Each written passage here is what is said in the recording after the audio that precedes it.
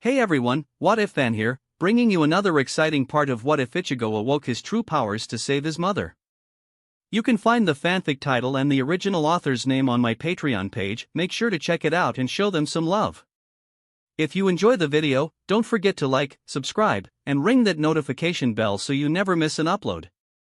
Quick update. The series What If Ichigo awoke his true powers to save his mother is now on hold, since we've caught up with the author. So now, I need your help picking the next project for the channel.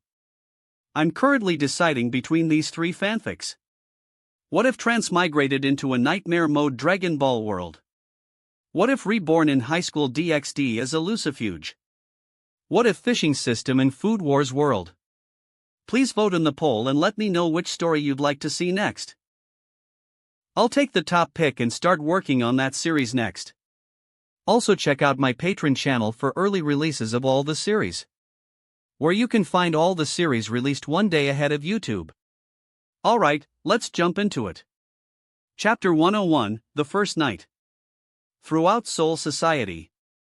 The moment it started raining, everyone knew what had happened. Scathach, standing among the beaten Sternritters that challenged her, stared into the distance, bidding a silent farewell to her old friend. The old man, known as King Hassan, surrounded by dead Quincy that he felled with his blade, began praying in Arabic for the old dragon.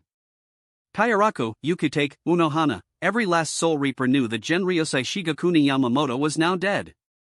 It was a bitter moment for the Soul Society that it should happen in the middle of the Quincy invasion, and most of the Quincy were relishing the despair and pain. Such a shame, Yawatch said, walking to the shaking form of Ichigo as the teen cried. For a brief moment, I saw my old enemy once again. The ruthless monster that Yamamoto was 1,000 years ago, but that monster was replaced with the weak old man he became the moment you showed up. The hybrid continued to shake, but the tears had stopped, only the sound of heavy rain prevailed while Ichigo's breathing became more heated and aggressive. But he was only delaying the inevitable. That Bankai is mine, along with all that you have stolen from me, you brat. Ichigo was gone. He watched the entire thing and still couldn't see when Ichigo moved from where he was. Where dash? The Quincy King wondered before hearing a loud crunch, crack, and tear of flesh coming from behind. He turned and found Ichigo with claws buried in the side of one of his double's head, which was now separated from his body. Ichigo vanished again, as if he was an afterimage but too solid not to be, with another cry of pain sounding with a loud crunch soon after that. He turned to his other double, light up like a signal fire from the broken blade of Ryujin Jaka lodged in his chest, while Ichigo held the crushed head of his secret bodyguard, Nyanzal Wiseall. The stern Ritter with the ability to distort space and twist anything he could see or sense, but Yawatch was more impressed with Ichigo's ability to find the stern Ritter in the first place since he was hidden within a shadow. The power I'll gain from you will be extraordinary. Die. He heard from in front of him as Ichigo prepared to cut him in two, Ryujin Jaka manifesting a blade of fire to compensate for what it was missing. Before the hybrid could swing his blade, a hole appeared in the top of his head and through his body. My apologies for being so late, Leal said, teleporting to their location in a swirl in space. I was held up by a lowly Arrancar and the Squad 8 captain. Yawatch took mild note in Leal being in his Volstang as he looked down at Ichigo's body, which then vanished. You missed. Yawatch warned the Quincy before Leal let out a shocked gasp as he suddenly fell, his wings now gone. To stop himself from phasing through the ground, Leal had to shut his left eye while trying to regain his wings, but the moment Leal landed, Ichigo appeared and kicked the stern Ritter's head so hard it turned to a red mist. The hybrid charged at Yawatch again, only to be stopped by a sword the size of a skyscraper. Ichigo Kurosaki. Gerard Valkyrie, now a giant with feathered wings of light and a Nordic helmet, said to the hybrid in a massive dust cloud. An abomination like yourself is unworthy of dash. The tip of Gerard's sword flew up so suddenly that the blade snapped. Ichigo was floating at chest level to Gerard, holding the broken blade in a large spirit manifested hand, with evidence of a massive cut that already healed on his chest. Instantly the blade was lodged in Gerard's throat, stabbing through the top of his skull, and the whole body was engulfed in a pillar of flames that reduced him to ash in a few seconds. Ichigo landed a few feet away from Yawatch once again and strode toward the Quincy Emperor, ice promising death, and the teen intended to deliver. I am going to kill. Ichigo was saying when his body suddenly and started to twist, with dozens of large left hands with eyes started rising up with something shooting from the fingertips. You will suffer for the pain you have brought on my. Pranita started before noticing Ichigo using his Ryatsu to expel the Quincy's nerves from his body. How much Ryatsu does he have? It wondered in shock before a sudden blast of fire reduced them to ash. You. Ichigo said, finishing his previous statement before charging with Ryujin Jaka poised to impale the Quincy Emperor. However, Yawatch would not be touched by that blade as Yurio once again took the blow meant for the ancient Quincy. Yurio? Some light returned to Ichigo's eyes as he recognized his cousin, who then grasped his shoulder and leaned in.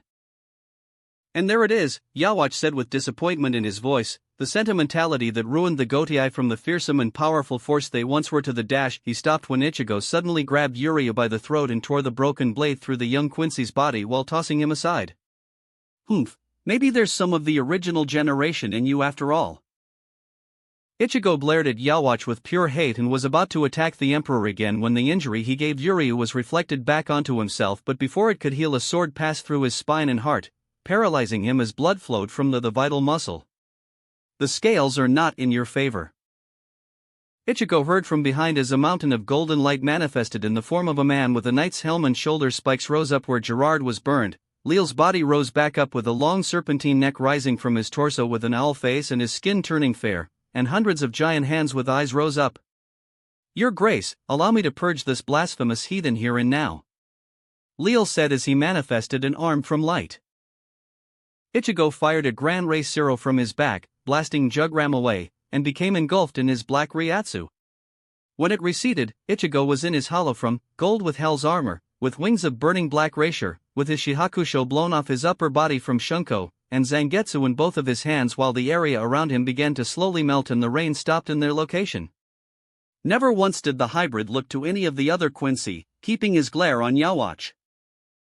Your Majesty, we must return.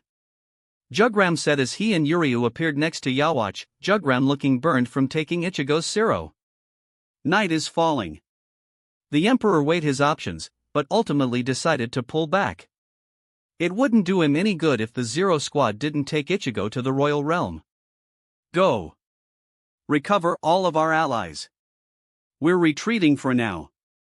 A portal of darkness appeared while Gerard and Leal went off to gather the lost Quincy. Next time will be the last, my lost child. Yawatch said before he, Yurio, Jugram, and the hundreds of Pernitas left. After a literal minute, no Quincy were detected in the Suriitii and Ichigo released his form, roaring in frustration, pain, and loss at how the day went. Aftermath. It was a somber tone that hung over Soul Society, for all of their preparations and still things turned out like this. Most of the Suriitii was wrecked from the fighting, thousands dead, hundreds injured, some with a few scrapes, others with crippling injuries, some are still on death's door.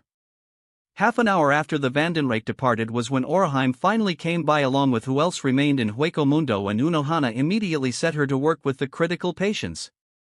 Thanks to her, many were brought back to peak physical ability, but those with Raisher-based ailments were taking longer.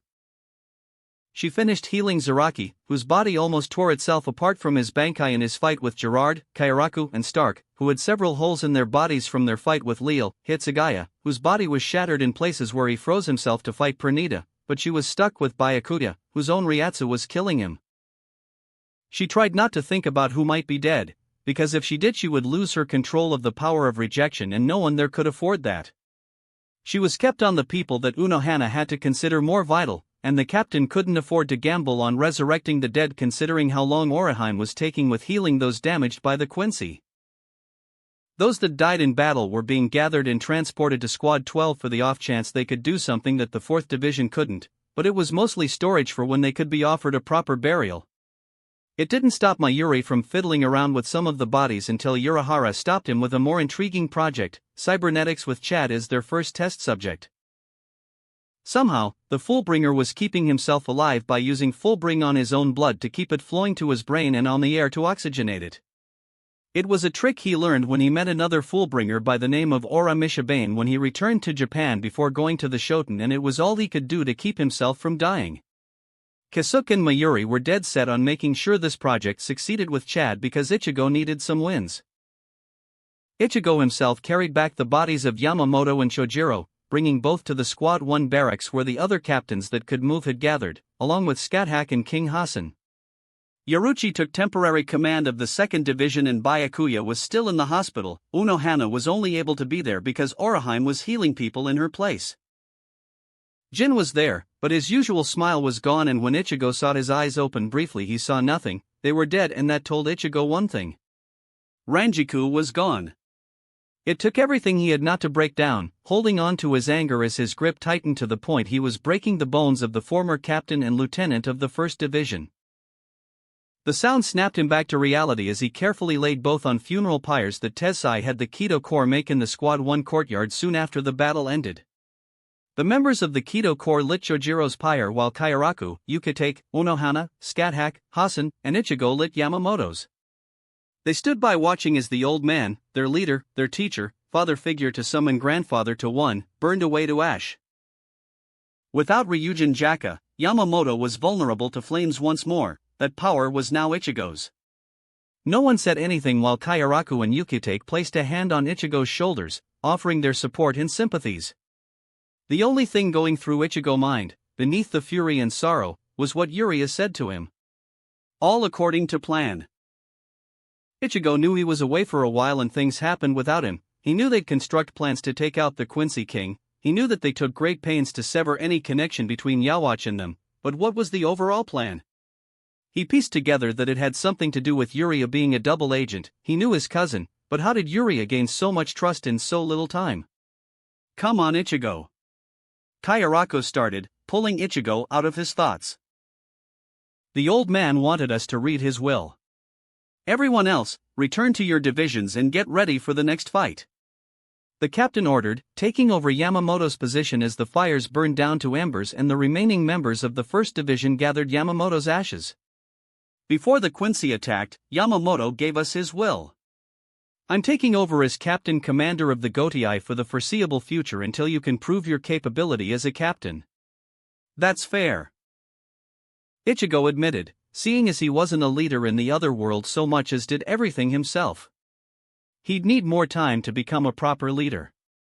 But before you can become a captain, you'll be training under us. Scathach told him, pointing to herself and Hassan. My name is Scathach and he's called King Hassan. We're old friends of Yama and he asked us to teach you our skills. To become as strong as you can to achieve that goal to protect everyone you can. Hassan continued. To ensure the future of the Shinigami is in capable hands. But should you fail our training, you will die. Yama did give us permission to be as rough with you as we want.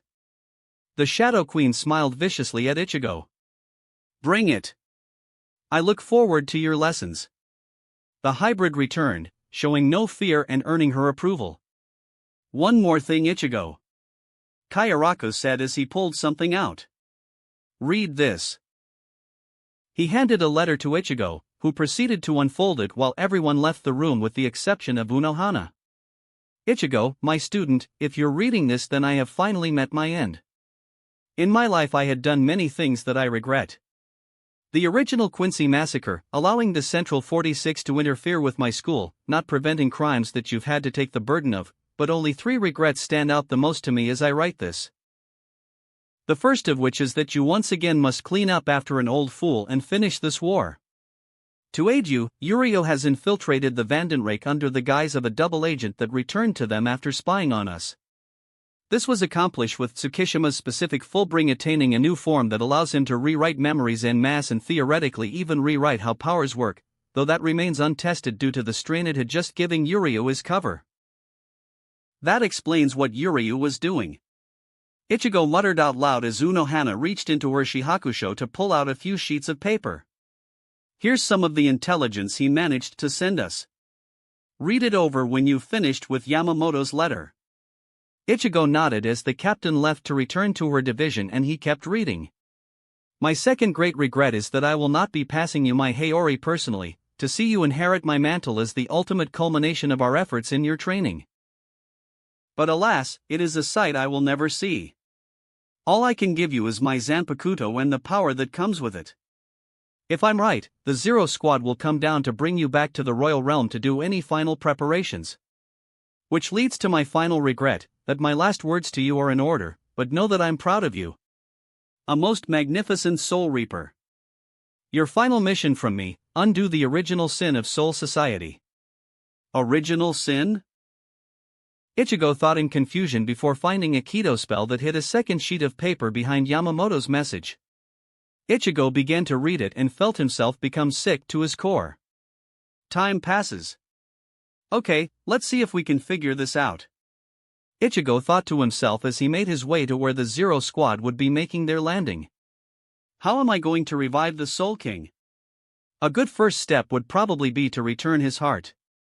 Zangetsu spoke up. That report from Urias said that the heart and left arm were with Yawatch as part of his elite guard.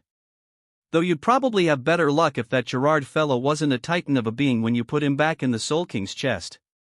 The information Jugram gave Unohana was a list of rebelling Sternritters and the scripts that every other Quincy had, as well as the hidden secrets of Gerard being the Soul King's heart and Pranita being his left hand. Haven't heard from you in a while, Zangetsu. How are things in there? Ichigo asked, genuinely curious due to the absence of Ryujin Jaka's voice. Ryujin Jaka is comatose and dying, but Kyoka is doing what she can to keep him stabilized. A broken Bankai is a serious wound, Ichigo, and his was broken before it was absorbed by you. I'm able to fix myself because of all the Aswachi I devoured, and Kyoka doesn't have a physical form in her Bankai, but Ryujin used the last of his strength to help you fight for that small amount of time.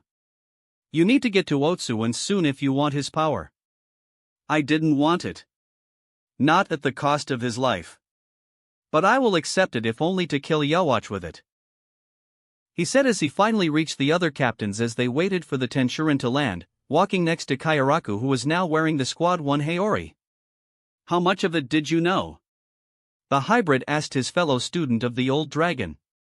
Enough. Chances were that if Yawatch succeeded in killing the Soul King, we'd have to do the same thing to you. Kairaku admitted to the teen. But I bet it wouldn't play out that way because you'd probably sacrifice yourself instead to be the linchpin. I'd rather be sitting on a throne instead of being trapped in a crystal, but yeah. Probably would. How are you going to do it? Probably with the Hogyoku. Ichigo could still feel it, sleeping and awaiting his summons. It can practically grant any wish for its master. The Tenshurin fell and the two silently agreed to drop the conversation while Ichigo stepped to the front as the pillar opened. Hello to the most useless squad of the Soul Society. The hybrid loudly and proudly yelled at, instantly stopping any fanfare the 5 members of the Zero Squad were planning. How was it just sitting on your lazy asses while we did all the fighting? Tanjiro Karinji, a man with a large hooked pompadour, black hakama pants, sandals, and an open jacket stepped up to Ichigo. You'd best watch your mouth, brat dash, he was interrupted by the teen spitting in his face. You're the last person I want to hear anything from, Tanjiro. The hybrid growled. Of all the Zero Squad, your contribution to Soul Society is the most useless. Tanjiro calmly wiped his face, but he was seething at Ichigo. What was it again? Alright, so-called healing springs that require the person bathing in it to have a captain-level Ryatsu or they'd be killed by the healing process. The only one that's actually detrimental to its intended purpose. When was the last time you actually healed anyone without those puddles? The Zero Squad member immediately punched Ichigo in the face faster than anyone else could see and grabbed the hybrid by the throat. Listen, brat, I was willing to give you a pass from your earlier visit. Ichigo calmly stepped back and showed Tanjiro his severed hand, but I will not. You're also slow. Ichigo returned as the healer looked to his left arm, cut off in the middle of his forearm. You didn't even notice that you failed to hit me. Ichigo tossed the hand back and Tanjiro attempted to catch it, only to yell out in agony as he discovered just how mangled his right arm was. It'd be easier to pick out what wasn't twisted or broken. I don't care what you have to say. The hybrid continued as he marched right up to Ichibe. I'm going back up to the royal palace. Otsu is going to fix my sword. I'm going to thank him for being one of the more useful members of your crappy little club, and then I'm going to do your jobs and kill Yawatch. Understand? Ichigo growled as his eyes glowed golden with heat radiating off him. That is why we came down. To help. Ichigo agreed, bringing a friendly hand down on Ichigo's shoulder only for the hybrid to swat it away. Don't touch me. Ichigo growled before walking away. Come on. Prove you assholes are actually useful. Silburn. Jerome, Grammy, Pepe, Mask, Askin, Asnot, Nanana, Arjuna, Quilge, BG10, Discroll, Royd, Lloyd, Nianzal, Basby listed off as he lounged about in a room with Jugram, Bambietta, Liltato, Meninis, Candace, and an older-looking man with light brown hair, thick mustache, shallow cheeks, and glasses named Robert Acutron. That's 14 of the Sternritters that died in that assault. A little over half. And they all went on to fuel His Majesty, because that's all we are to him. Robert added. Fuel to expand his lifespan. He took another look around the room. Is this really all we can prevent from dying pointlessly? The members of the Schutzstaffel are devoted to His Majesty, Jugram answered. Bernice might make us doubt ourselves with her script making her a liability, and from what I've heard from Yuryu, Sung-Du is going to die. Either by Ichigo's hand or Jin Ikimaru's. Giselle is still alive. Are you not including her? Robert asked, noting the one Stern Ritter that was still unmentioned. No, she's crazy. All the women immediately stated. Ah, that's mean, you guys. The women froze in horror before looking at the door to see Giselle. I'm just really passionate about keeping the people I like close to me. She was immediately surrounded by the rest of the Stern Ritters, with bows, swords, and a gun ready to strike her down. I was just wondering if I could join this club? Why? Bambietta demanded, not trusting the zombie for a moment. Well, pretty much all the surviving Stern Ritter plan to betray His Majesty. Might as well be on the winning side. If even Jugram is against him, that tells me enough. But, you should probably get moving and spy on Yuryu. If no one finds it suspicious that His Majesty named him the successor to his throne, he might catch on to us. Giselle warned, seeing as the majority of remaining Sternritters were now in that one location. Realizing the folly, they timed their departures with Basby taking the first watch of the new heir apparent of the Quincy. Silburn throne room, earlier. They really think I don't know? The Emperor thought to himself as Yuryu departed from the throne room, having just been crowned the prince to the relatively mild surprise of the remaining Sternritters. No matter. They're simply meant to distract the Shinigami until I can ascend to the royal realm. However, since I am now lacking some proper shields, I should replenish them. Pernida. The Quincy King called to the living hand. I have a mission for you. Bring me the twins. Alive. Chapter 102, Night of Recovery. Soul Society, Squad 4. It was unknown how much time they had before Yhwach's next assault, so Kairaku ordered everything vital be done as fast as possible.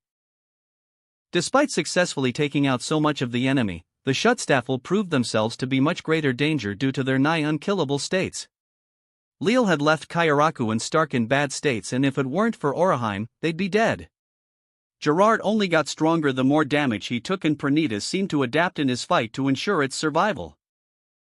Ichigo kept a tight lip about how he planned to finish this, as the hybrid felt no trust for the Zero Squad, and he had a feeling Ichigo was watching him closely, but the Zero Squad wouldn't leave without Ichigo, who refused to leave until the Soul Society was properly aided. It was a race against the clock for Ryujin Jaka's spirit, but it seemed like the many Zanpakuto spirits invaded Ichigo's inner world to try and help the Fire Sword. It'd probably be faster to just teach Retsu how to monitor them. Tanjiro complained as he was forced to work with Unohana and Urahara in making new effective healing springs. Kisuke kept the original plans from his first recreation 100 years ago, which was serving as the base for the new springs. Shut up and dig. The Squad 12 captain yelled, throwing an egg at Tanjiro's head while he and Unohana continued their work. There's a fairly large gap in power when we consider ranks, but I think a good base level should be the third seat. Or maybe we can make it so it reacts to how much Ryatsu the subject bathing has. She added, noting the possibility. So the more bathing, the faster it'd be, or rather if Saraki was in it then no one else is allowed? Urahara guessed. Yeah, that might prove difficult to use. Maybe more springs of varying strength. With giant labels so no one accidentally steps into the wrong spring. The two adamantly agreed, not trusting anyone to not make the mistake. But that's just for physical injuries. How about a spring that can heal diseases and poisons? Tanjiro did mention that he had something for replenishing blood. But that was because the other healing spring drove out the damaged blood in Ryatsu. Would you be able to make some leeches that could be used to suck out the toxins and disease? Sounds like something we could do. But where to put that spring? The two continued planning while Tanjiro finished digging the first pit. I'm feeling rather unappreciated, he complained, wiping off some sweat. While he continued to help the Retsu and Kasuke improve the healing ability of the 4th Division, the rest of the Zero Squad were roughly in the same area. Eat up everyone. There's plenty to go around, shouted Kiryu Hikifune, who had went from a plump woman to a slender and busty version of herself as she continued to cook. She went from fat to slender as a result of pumping her Ryatsu into her cooking, which was helping to strengthen the people eating it, while Kiryu herself was eating a large amount of racial restoration food and drinks that Squad 12 made to rejuvenate people after exhausting fights or training. The nutrition in all of the racial food bars and drinks kept her going while cooking her food, which she insisted was better for body and spirit. She's really excited. Senjimaro noted as her many arms wove new Shihakusho and Haoris for the Shinigami and Arrancar. Getting inspiration from the Hiero of the Arrancar, she had decided to experiment with new threads and weaving patterns until she created a new fabric that would serve as an armor. So long as Racier was supplied to the fabric, then it would gain a steel-like quality that could defend against attacks to a certain degree, which made it better than having no armor and just relying on sword skills. It was still inferior to Ichigo's regenerating Oken uniform, but she had more time and better materials for that. She loves cooking, and when was the last time she had this many people to cook for? Otsu asked as he did general repair of Zanpakuto, along with the occasional scolding of some people he felt were mistreating their Zanpakuto while reminding others of what Ichigo said about the swords and their spirits. With him, kept safe in a vat of Racier-rich jelly, was the broken remains of Ryujin Jaka, sustaining it along with the Zanpakuto spirits within the realm of the sword spirits. As all of this went on, Ichigo was with Ichigo doing the one thing he could actually help with in the outskirts of the Rokkan. Come on Ichigo, focus. The old monk advised as Ichigo manifested spirit projection of his hands, just big enough to engulf someone in one hand.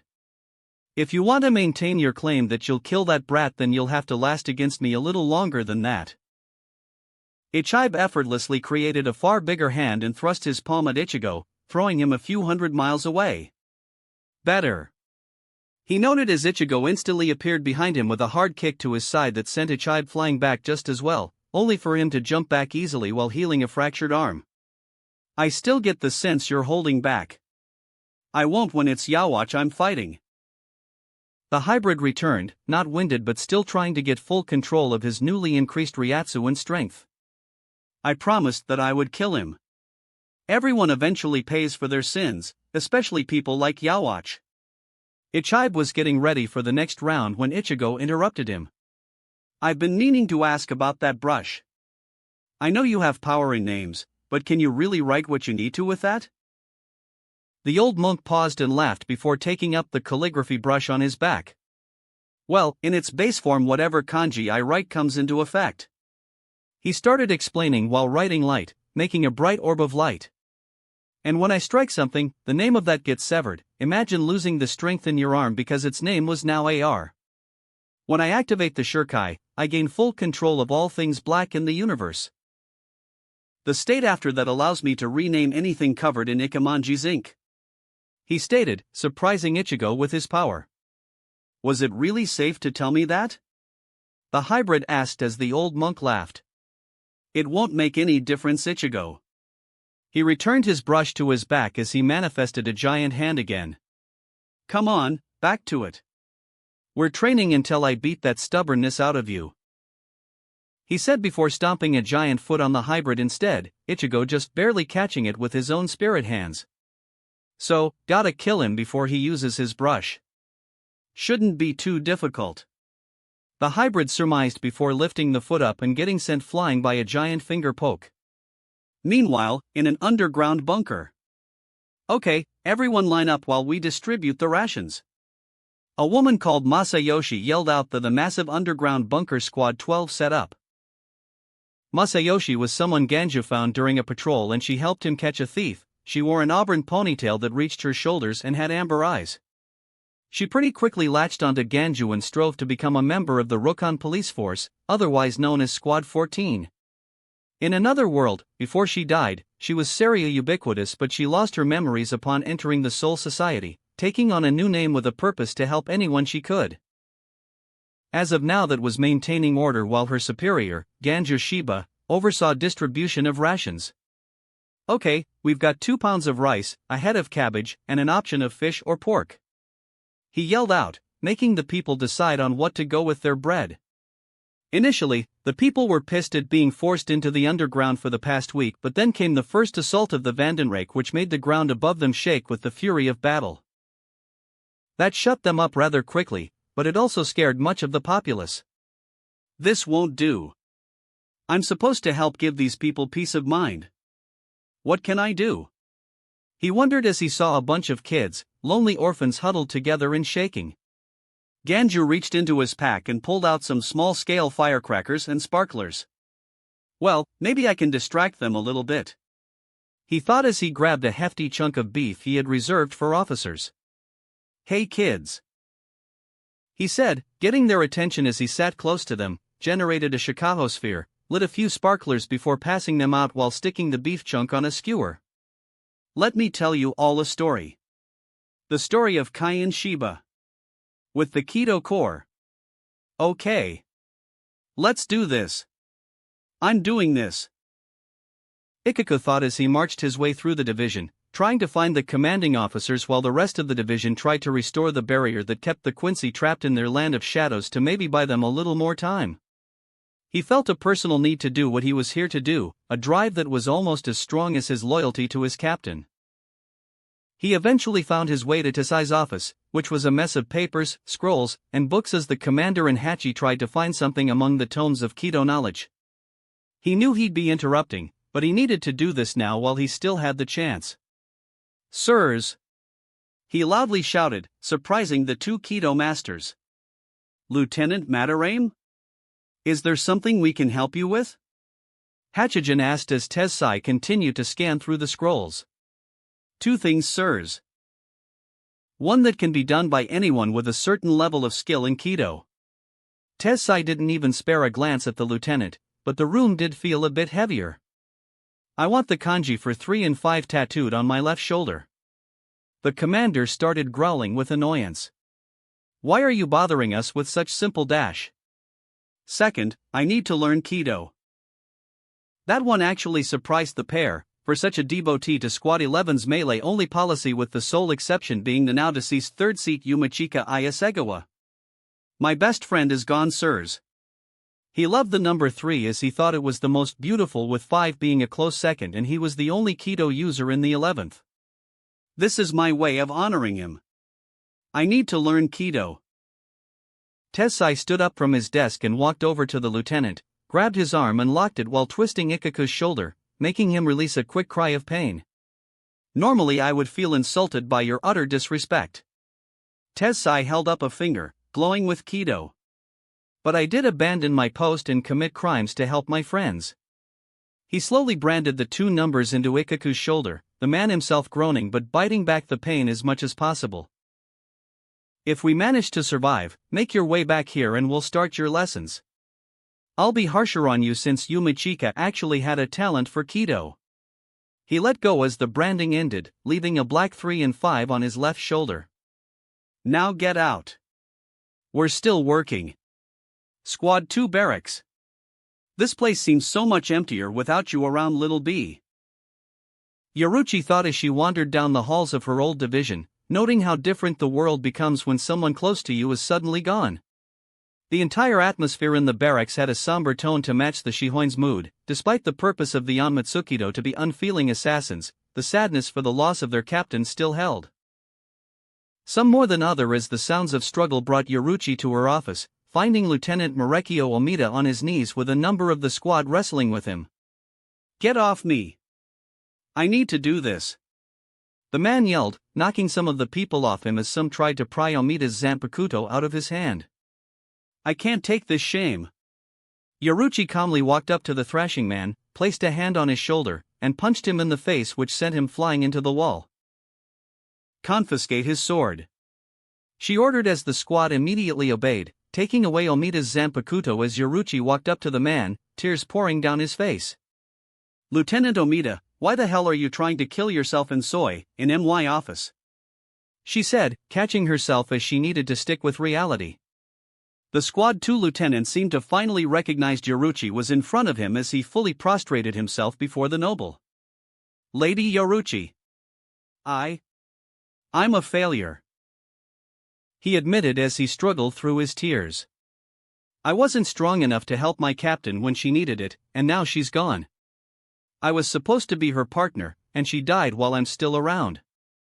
He let out a broken, sad laugh. I can't even take the shame and would rather kill myself to atone for this disgrace. My weakness got Captain Soifan killed." He went back to sobbing while Yoruchi looked down at the pitiable soul, before grabbing his collar and slapping him harshly a couple times. "You're right, you are a failure," she yelled before lifting him off the ground. "The lieutenant has to keep it together in the event that the captain isn't around to take command and continue the mission. You became a sobbing wreck and now have the gall to think that taking your life is making up for that failure? You have a mission, Marekio Omida. So I expect you to see it through, for Soifan's sake if nothing else." She roared before dropping him, the man crumbling on the floor before getting up to a kneeling position before her. "Captain Yoruchi Shihoin, please," he started, his voice becoming level as he begged. "Make me a proper Shinigami. The kind that Captain Soifan would be proud of." Yoruchi nodded in approval as some life came back to the man that was so ready to kill himself. "I will. But don't complain if you die in the process." Squad 12 storage, recently deceased. How tasteless. Rukia thought as she entered the area the Gotii was forced to callously stick their dead comrades, no time for more honorably burials when in wartime. It was harsh to not afford so many the time to properly mourn and say goodbye, but that's the way life is. It doesn't care if you're sick, if you're depressed, someone you love died, or some other tragedy happened in your life, time moves on regardless. Sure, there are some that can offer sympathy and a helping hand, but you still need to move on with your life. The Squad 13 lieutenant forced herself to keep it together when her brother almost died, when her surrogate brother and sister Hamura and Shizuku almost died taking an arrow for her. Even Ichigo was dragged away because the Zero Squad had to finish his training instead of being the rock she and her sister wives needed. Especially now when they may very well have lost two of them. And here you are, in cold storage, instead of with us. Rukia thought as she reached the body of Ranjiko Matsumoto. "We're sorry, Ranjiko, but we needed Oraheim to heal other people." Quincy arrows and spirit weapons slowed Oraheim's healing ability, but not to an impossible degree. Some were quick while others like Kairaku and Byakuya's were a snail's pace. When she finally had the chance to look over the dead, her own Ryatsu was depleted and, as they suspected, she broke down crying seeing so many gone. Especially Ranjiku, who was like an older sister to many of the girls in Ichigo's love circle. "You aren't supposed to be here," Rukia cried out as tears she's been holding back finally fell. "You wanted to marry him next. You wanted to have his kids. You should be with us making us laugh and smile. Why did you have to?" She thought she was alone, letting out the pain she held back, but someone else came to visit the lost loved one. "So this is Ranjiku Matsumoto." Rukia stopped crying and snapped her head to the sea, seeing the blue-haired woman Ichigo came back with. "I was told she and Ichigo were lovers." "Along with you, I'm guessing?" Rukia nodded, still in a bit of shock. "It's death partas, I was Ichigo's second in command while he was in my world. As well as his mate, well, one of them but the one that came back with him." Squad 13 Lieutenant Rukia Kurosaki ne Kuchiki, Ichigo's official wife, but that was a political matter. One that worked out well for us. Rukia returned as she forced her sorrow back down. What brings this visit? I wanted to see her. Isteth answered, looking down on the former lieutenant. Everyone spoke highly of her, for her personality above all else. Soldiers that bring up moral are sometimes more vital than their superior officers. It's why, when I was a general, I made sure to keep up moral among my men. Though, admittedly not always through moral means. If Ichigo didn't make me a soul reaper, I'd be bound for hell, but he broke me down and built me back up. You said you were a general. Rukia said, choosing to focus on that and not Isteth's admission that she was a terrible person. Did you lose any soldiers you were close to? 3. My elite officers, I lost them all when a mission I assigned to them. Isteth admitted, thinking back to the day she lost her 3 beasts. Whenever a soldier of mine died, I would make sure their families were cared for if I could help them. I didn't actually care, but I still repaid their loyalty. But if you're asking how I dealt with their losses, I just accepted it and moved on.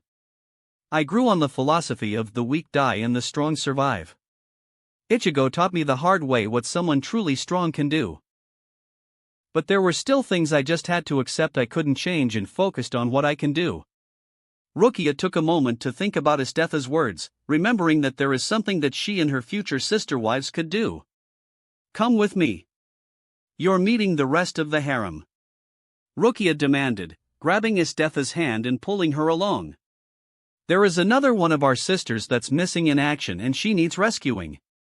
Back with the Zero Squad. Now, I'm alright with leaving. Ichigo said as the Tenshurin was being prepped for launch by the Shiba attendants. How did it feel to actually make yourself useful for once, Tenjiro? The hot spring medic growled, still covered in dirt and grime from digging over a dozen new holes, while Kisuke and Retsu took the formulas of his healing springs and made them useful. The part that he was most annoyed with was that he actually felt inspired to create new springs and healing techniques but was forced to dig the holes. I forgot what it was like to cook for so many people. Kiryu cheered, still slim from all the cooking she did. I'm still annoyed that Hiyori wasn't around. I miss her. It was embarrassing to think that such uniforms were the standard. Senjimara groaned, her skeletal hands rubbing each other. I can't remember the last time I had to make so much so fast. Why are so many so foolish? Even after you telling them the truth. Otsu wept as he clung to Ichigo. It just hurts, man. Although that Rukia lass is getting real close to getting her Bankai, and that Kenpachi fellow. I think you're the only one with a better relationship. Let's get a move on, everybody. Ichibe interrupted as they all loaded up in the pillar transport with only the captains and some lieutenants there to bid them goodbye. Goodbye, try to hold out until we send Ichigo back down.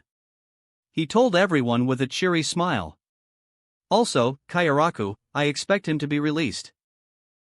Tokunada Tsunoyoshiro will be a great asset to the war. Kairaku nodded obediently. Don't worry, Osho. Lord Tsunoyoshiro will be released. The new captain commander answered as the Zero Squad loaded up and were launched back to the royal realm. You'd best keep your oath, Ichigo. The old monk told the teen as they rode the pillar back to the realm above Soul Society. I'd hate to put in this much effort to prepare you only for you to fail in killing that brat. Ichigo smiled confidently to the monk. Don't worry. The next time I see Yawatch will be the last. You might not even see it happen. Ichibe laughed at Ichigo's confidence, not knowing how serious the hybrid was. Chapter 103, The Final Battle Begins. Soul Society. A grim tone hung in the air of the Soul Society as the hours of the night slowly bled away to the coming dawn, with the next round of the war coming up. Soul Society had lost many soldiers and several notable officers, while the Quincy had lost half their main force, with their elites having proven to be far harder to kill, to say nothing about the possibility of Yawatch taking to the field while Ichigo was still in the royal realm. His presence in the forge apparent to all that listened by the clang of a hammer and the roar of fire that rang throughout the afterlife. It was to this melody that the final preparations were made. The clanging of steel that rang as Zaraki and Byakuya left the hospital, determined to see the war through. The roar of fire as Rukia gathered her sister wives with the intentions of going to get Senna, who was still in the world of the living, to plan their rescue of Halibel. The ringing of the hammer falling drummed through the air as Nozomi armed her latest soldier model Modsouls and Regai, blank grey androgynous humanoids with implanted military training and musculature, with anti-Quincy guns made from the leftover hollow erasure after the failure of the bombs. The explosions of heat that washed over the realm as Kairaku made his way to a special prison where another vile soul remained hidden. The timed beats of the forging as Kasuke and Mayuri watched Tenjikin set into the mechanical heart that now laid in Chad's chest. The ticking of the clock was replaced with these timed strikes as Ryujin Jaka was remade for its new master. The moment Ichigo and Otsu had reached the smith's palace, Zangetsu rose from the Asachi pit holding a small handful of dimly glowing embers, the remaining life force of the once mighty Ryujin Jaka. Wasting no more time, Ichigo and Otsu went down to the forge and immediately got to work mixing in the broken remains of the Zanpakuto with the new spirit. With every strike of the forging hammer, the fire and heat of the Zanpakuto grew, building up until it was a raging inferno. Eventually the heat grew so intense that even the smith's Zanpakuto forge girls couldn't withstand it and his hammers kept melting, but the blade wasn't complete. Ichigo took the fury of the forge and held the billet still with his bare hands, ignoring the fire and heat that ate away at his body, while Otsu suffered right along with him to shape the blade. The air of the royal realm was set ablaze as Otsu tossed away another destroyed hammer, his sixth one, and the palaces within the realm started to blacken from the heat as the blade was finally started taking its new shape. The two Shinigami at the core of the forge powered through, even as their skin cracked, peeled, and blistered from the fire that threatened to reduce both of them to ashes in an instant, all to finish this new and terrifyingly powerful blade. Within the inner world of the hybrid, a new spirit started to take form, starting out as a fading candle light before rising as a towering inferno. Those flames then slowly compressed into a burning resemblance of Yamamoto from his final days of life and grew progressively younger as the blade was hammered out. Eventually the fire started to change color, shifting within the original orange and red fire was flames of blue, black and white. Soon the visage of Yamamoto disappeared completely as well as it became a figure of fire. At the same time the forge exploded with such intensity that everything in the royal realm cracked and splintered, with multiple places erupting into flames, and the Soul Society gained what seemed like a sun in the middle of the night. The inside of the forge was still melting fast from the sheer heat of the newly finished blade, Ichigo trying desperately to bite back the pain from his right arm burning in the flames that engulfed it. A sheath materialized, almost at the same time, in Ichigo's left hand as he struggled to contain the power and wrath of his new blade. With great effort he slid the blade into its container and the flames were all extinguished, though he was still in the middle of what may as well have been an active volcano, molten stone having replaced the floor. His regenerative abilities were beginning to run out as his flesh continued to burn and melt in the forge as it cooled at a glacial pace. His arm was still cloaked in flames until the Zanpakuto girls stormed in. The next few moments were a blur as they took Ichigo and Otsu out of the forge, both half dead from the process, and sent them to Tenjiro's palace to recover. Unfortunately, all the moisture in the royal realm and entirety of Soul Society was burned away upon the blade's completion, and Tenjiro had to make do with standard healing methods while his subordinates restored the springs. As Ichigo began to black out, one word sounded out in his mind. The name of his new sword. Kagatsuchi. Squad 15 Barracks. A Garganta opened in the underground base of the Shinigami squad in the world of the living, soon revealing Oraheim, Rukia, and Neliel. Most of the sister wives were already in Soul Society with the exception of Senna, so while his death got familiar with her new family and began planning the attack, Rukia, Nell, and Oraheim would bring in the bubbly member of the 15th Division. The only Shinigami that remained were trainees, Ishin, Hiyori, Lisa, and Senna herself, and all of them were groaning in pain from being twisted and broken. Well, what happened? Oraheim whispered in shock before sending out her healing shield to try and heal as many as she could. Rukia and Nell began investigating the area, finding trace amounts of erasure from a powerful individual, while the damage gave Rukia some idea on who attacked. Hiyori! Oraheim's sudden cry brought the attention of the Shinigami and the Arrancar back to her, finding the wizard twisted in a rather horrid manner.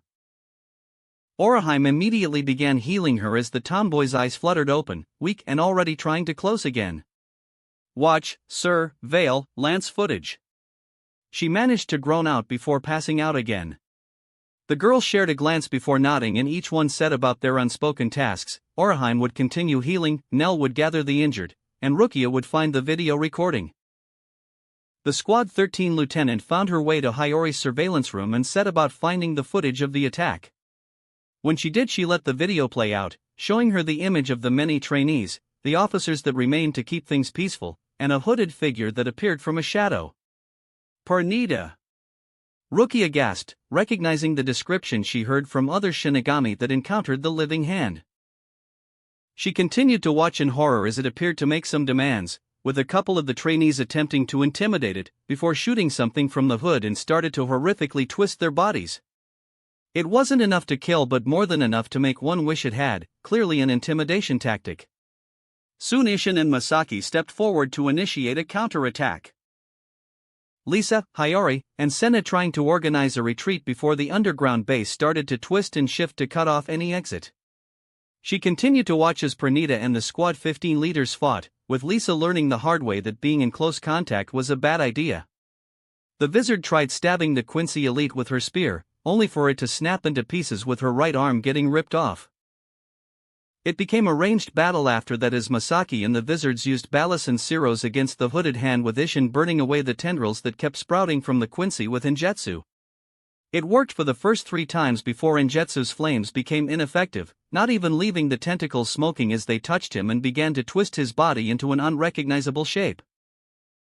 Ishin did manage to fire a fiery Getsuga at the Quincy and burned away the coat to reveal the giant left hand. The sight stunned Hiyori and Masaki, leaving them open to Pernita's attack and slowly twisting them to the point of breaking. Damn it! Where's the audio? Rukia cursed as she tried in vain to get the sound to come on, only to yield failure as the result as she kept watching. Pernita was 1 inch away from snapping Masaki's neck when it froze and turned its attention on Yuzu and Karen, who made their appearance. They started telling the hand something and it started to become an argument, Pernita coming close to killing Masaki and Ishin before the twins drew their Zanpakuto. Much to Rukia's surprise, they made no move to attack the Quincy elite but got ready to cut their own throats. That made Pernita stop everything it was doing. The twins yelled something else and Pernita, reluctantly, set Masaki and Ishin down before creating a shadow portal.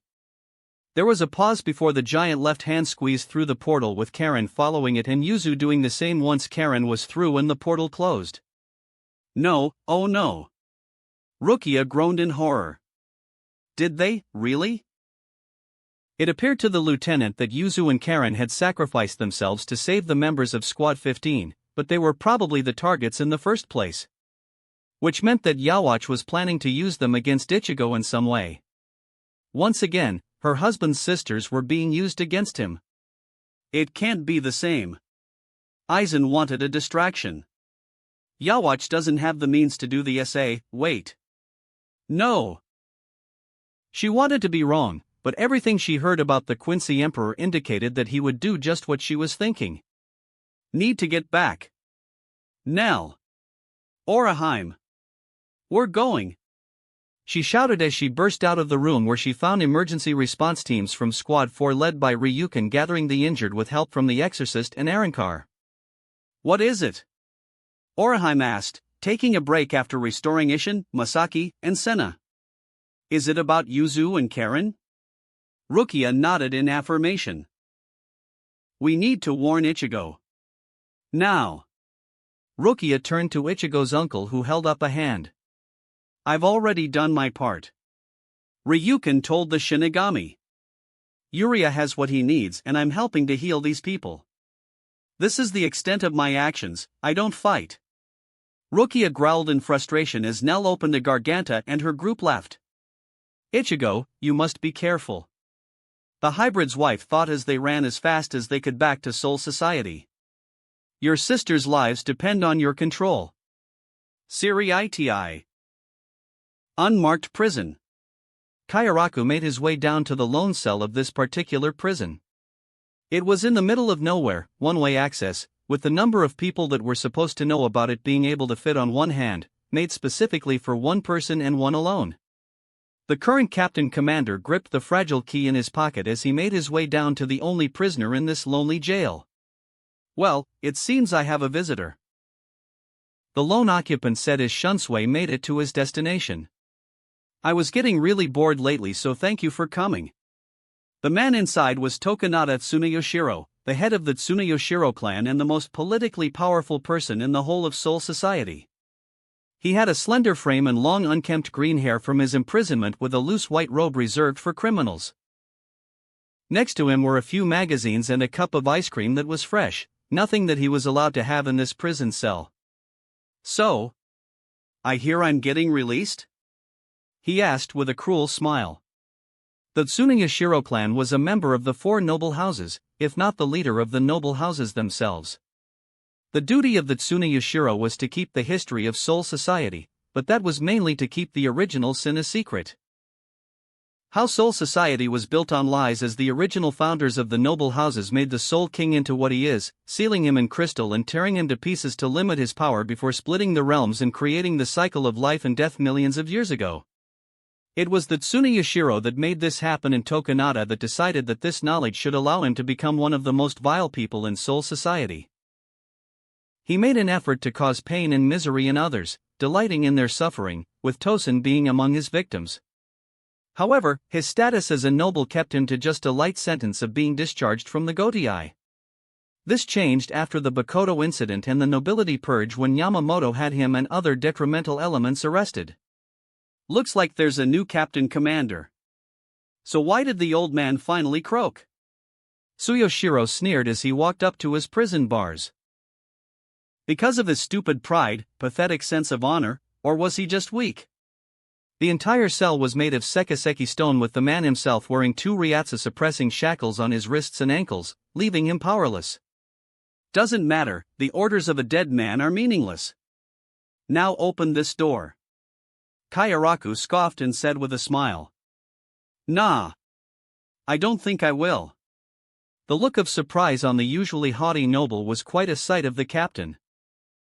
"See, the original plan with you was that if Tosen returned to the Gotiai, then he'd be your executioner. But that didn't happen, and we just forgot you were here, till the old monk reminded me you existed."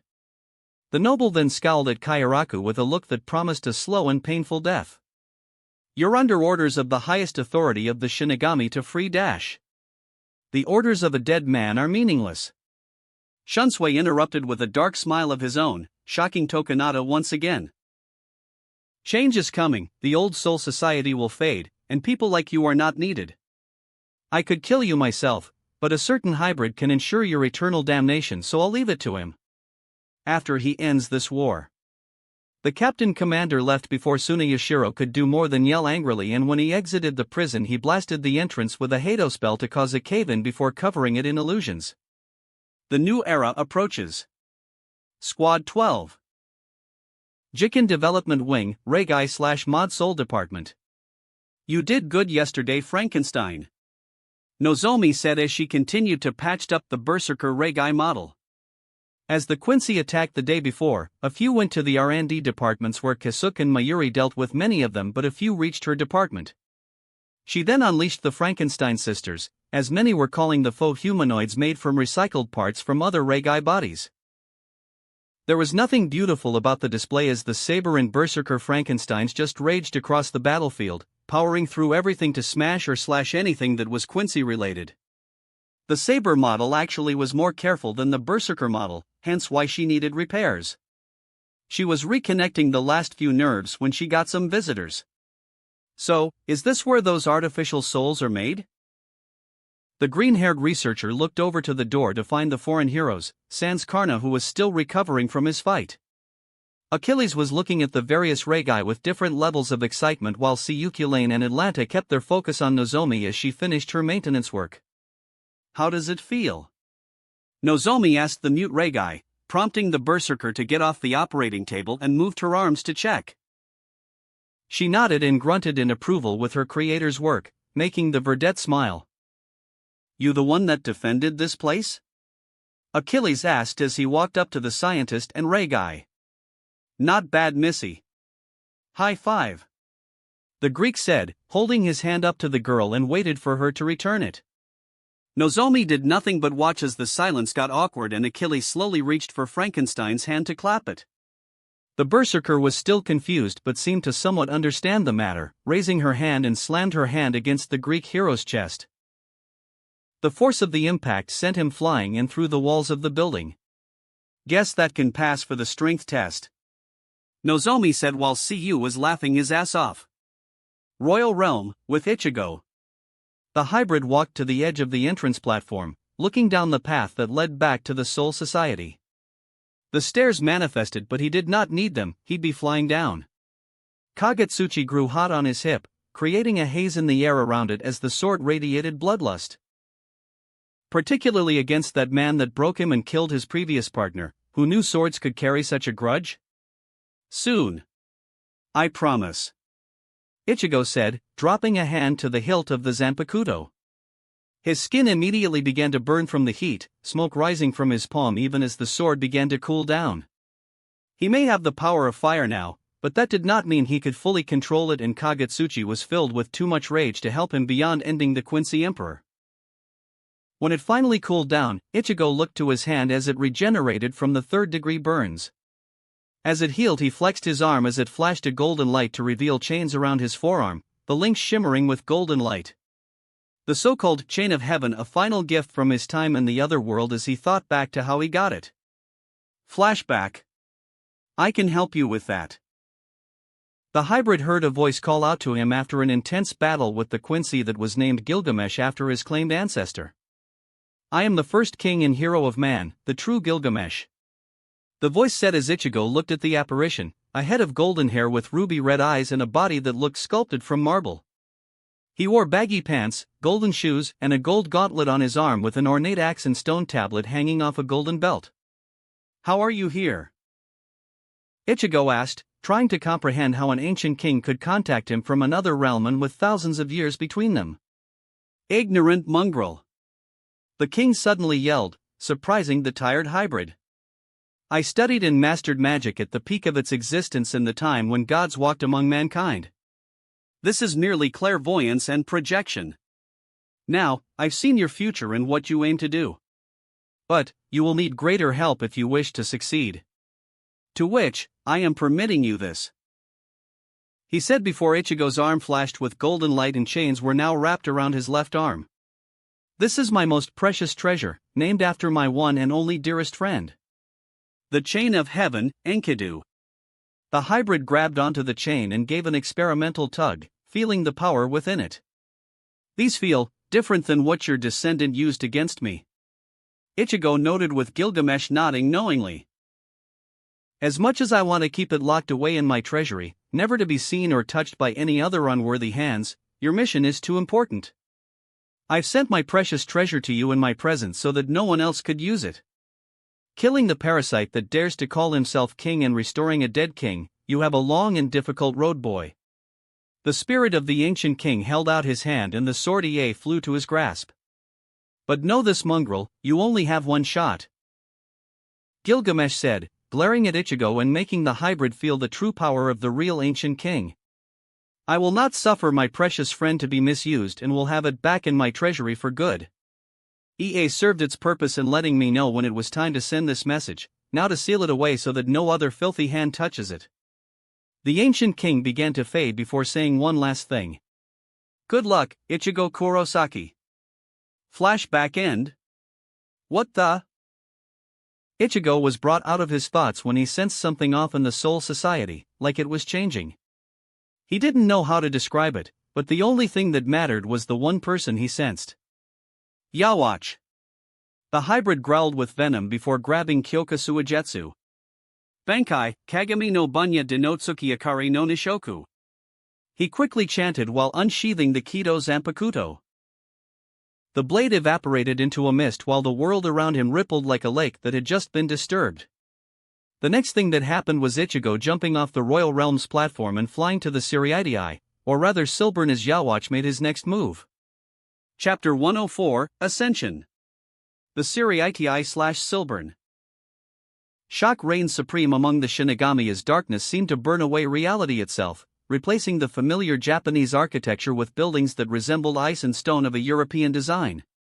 Even a number of the captains were surprised by the change in the world around them, though a few retained their composure. Mayuri watched the change with indifference before digging out a remote switch and pressing the button on it, flooding the Shinigami R&D with light and preventing the loss of valuable equipment. The Soul Reapers were desperately trying to regain their bearings to repel the inevitable attack but were too slow as spirit arrows began raining down on them from all directions no matter where they were. It didn't help matters that Leal, Pernita, and Gerard were already going on the full offensive. The abominable form that Leal called divine was already firing beams of light and tearing the Silburn apart to kill the Shinigami that fled from him. Despair and rejoice, Soul Reapers! Leal spoke with a booming voice as he fired continuously to bring down destruction and total apathy to who died under his assault. For now your holy cleansing has come and your sins shall be burned away by the light of God. These are the holy words of his chosen prophet. While the stern Ritter did busy himself to his mission of destruction, he was not blind to the lone robed figure with a simple black broadsword that stood upon a tower at eye level with the Quincy. There is only so much heresy one can suffer to hear. The man known as Hassan said to the prophet who stopped to study the man that was not a soul reaper. My mood has already been soured by the loss of a dear friend of mine and you dare to speak of your blasphemous mission as pure and noble before me? Leal's owl head tilted in confusion at the old man's words. Do you not see my pure light? Are you not awed by my divine form? The censurer beast asked while readying more beams of light. I am the first stern Ritter, the closest to His Majesty, a truly divine existence, and you dare call me blasphemous? You are the heretic here, old man. There is no greater heresy than to preach of salvation while only bringing damnation. Hassan returned as blue fire engulfed his being. Though your faith is to be commended, you will find no salvation on this path for you will die here by my blade. Leal actually laughed while Hassan's robes turned into black armor and a horned skull became his face. There is no power or weapon that can slay me, foul sinner. The Quincy roared out, holding out his arm and firing a beam of light that was split in half by Hassan's blade with the man himself still glowing a bright blue. You knew of no such blade or power because you had yet to meet me. The assassin said while repositioning his sword for another swing. So attend, false prophet, and know my name. From the mountain's abyss, I come, and only death do I bring. I am the old man of the mountain, the first Hassan Isaba. A skull of ghostly blue fire flashed before he jumped at Leal, the thing backing away at the instinctual sense of fear before thrusting his head forward with a ball of light gathering above his eye. Nothing can harm me. The Quincy yelled out before firing at the Hassan, who proceeded to cleave the beam with his sword. The next thing that Leal knew was pain. His vision from the right side suddenly turned black, followed by pain on his left as he felt himself losing his wings on that side and falling to the ground with a shaky landing that knocked him off balance. Your flight, omniscient sight, and holy light shall all be cleaved by my might. Leal turned his good eye to the armored Hassan, raising his hand to summon his ultimate attack as one thing coursed through his veins. Fear, a sensation he thought he had long since lost. While the Quincy kept Hassan in his sight, the assassin suddenly vanished, completely and utterly vanished, terrifying Leal before he felt cut and slashed all over his being as he screamed out in agony. The Hassan moved so quickly and silently that all anyone could see were lines of blue slashing the stern Ritter to pieces. At the end of it every limb was severed, never to be restored. The Quincy was blinded by his eyes being slashed open, and his wings were just gone. You, foul sinner! Leal managed to growl while listening to the armored footsteps of the Hassan, footsteps he allowed the Quincy to hear. How dare you strike at God's prophet? I have already said why. King Hassan said, standing before the owl face and serpentine neck of Leal Barrow. An all too perfect final cut for an executioner. Only death do I bring, he said before immediately beheading the elite Quincy. With Shunsway. Well, there goes most of our major traps and countermeasures. The current Captain Commander side as the whole of the Siriitii was replaced with the Silburn. Should have tried to restore that barrier instead, make it harder for them to break in. Nanao, send word to start Plan Severance. Both Nanao and himself held their cool while footsteps alerted them to a new presence, turning to find Jugram and Yuryu. Anything new? There's no reason to assume that His Majesty doesn't already suspect us. Yuryu immediately said. We've done everything we could to try and keep him in the dark, but I don't know how much he actually knows. We've been operating under the idea that he knows and has just been biding his time this whole while. Jugram added.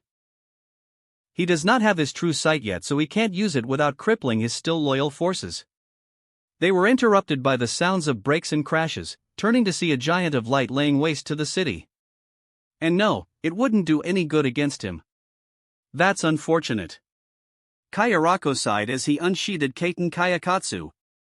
Well, let's try to keep up appearances.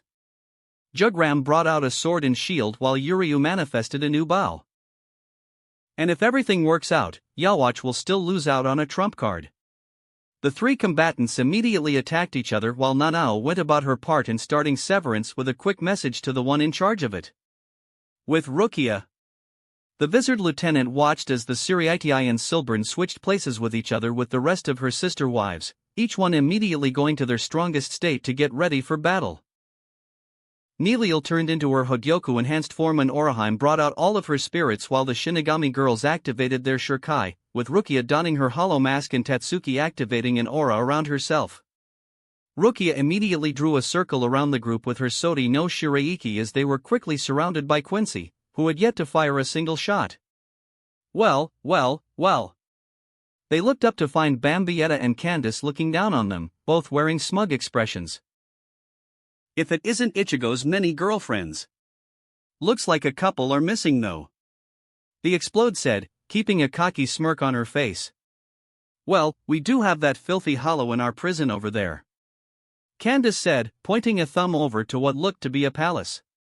The other one, with the really big tits, she's dead.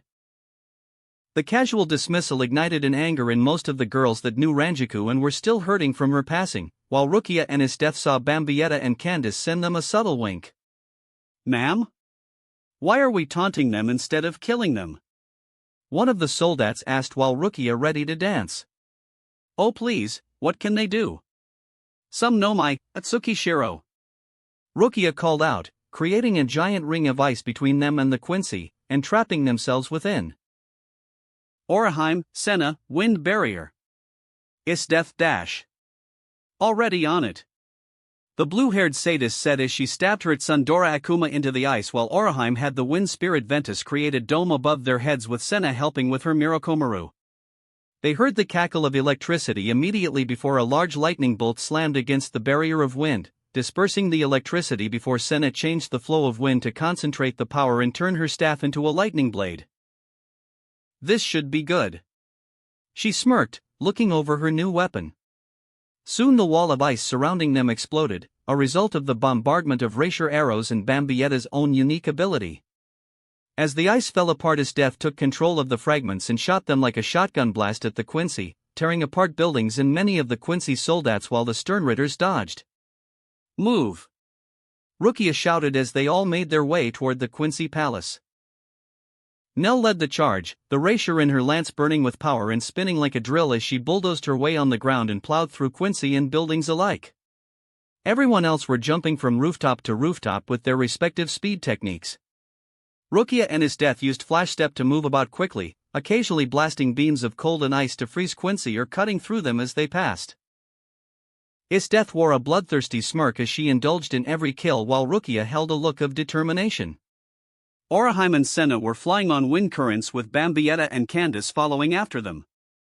The Explode fired a barrage of Racier bombs at the duo, but Oraheim used Terra and Aqua to create a barrier of rocks and ice to absorb the Racier and explode harmlessly away from them while Tsubaki was getting ready to clip the wings of the Stern Ritter. Candace tried firing lightning, but Senna would always absorb it with her Mirokomaru and would attempt to counterattack the thunder with her own lightning attacks. Both sides weren't really aiming to hurt the other, but they had to make it seem like it was a serious battle.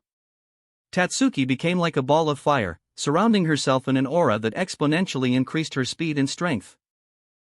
It wasn't like Shunko, less powerful but more stable for her to use, and she used that to shoot around like a comet and hit like one as well.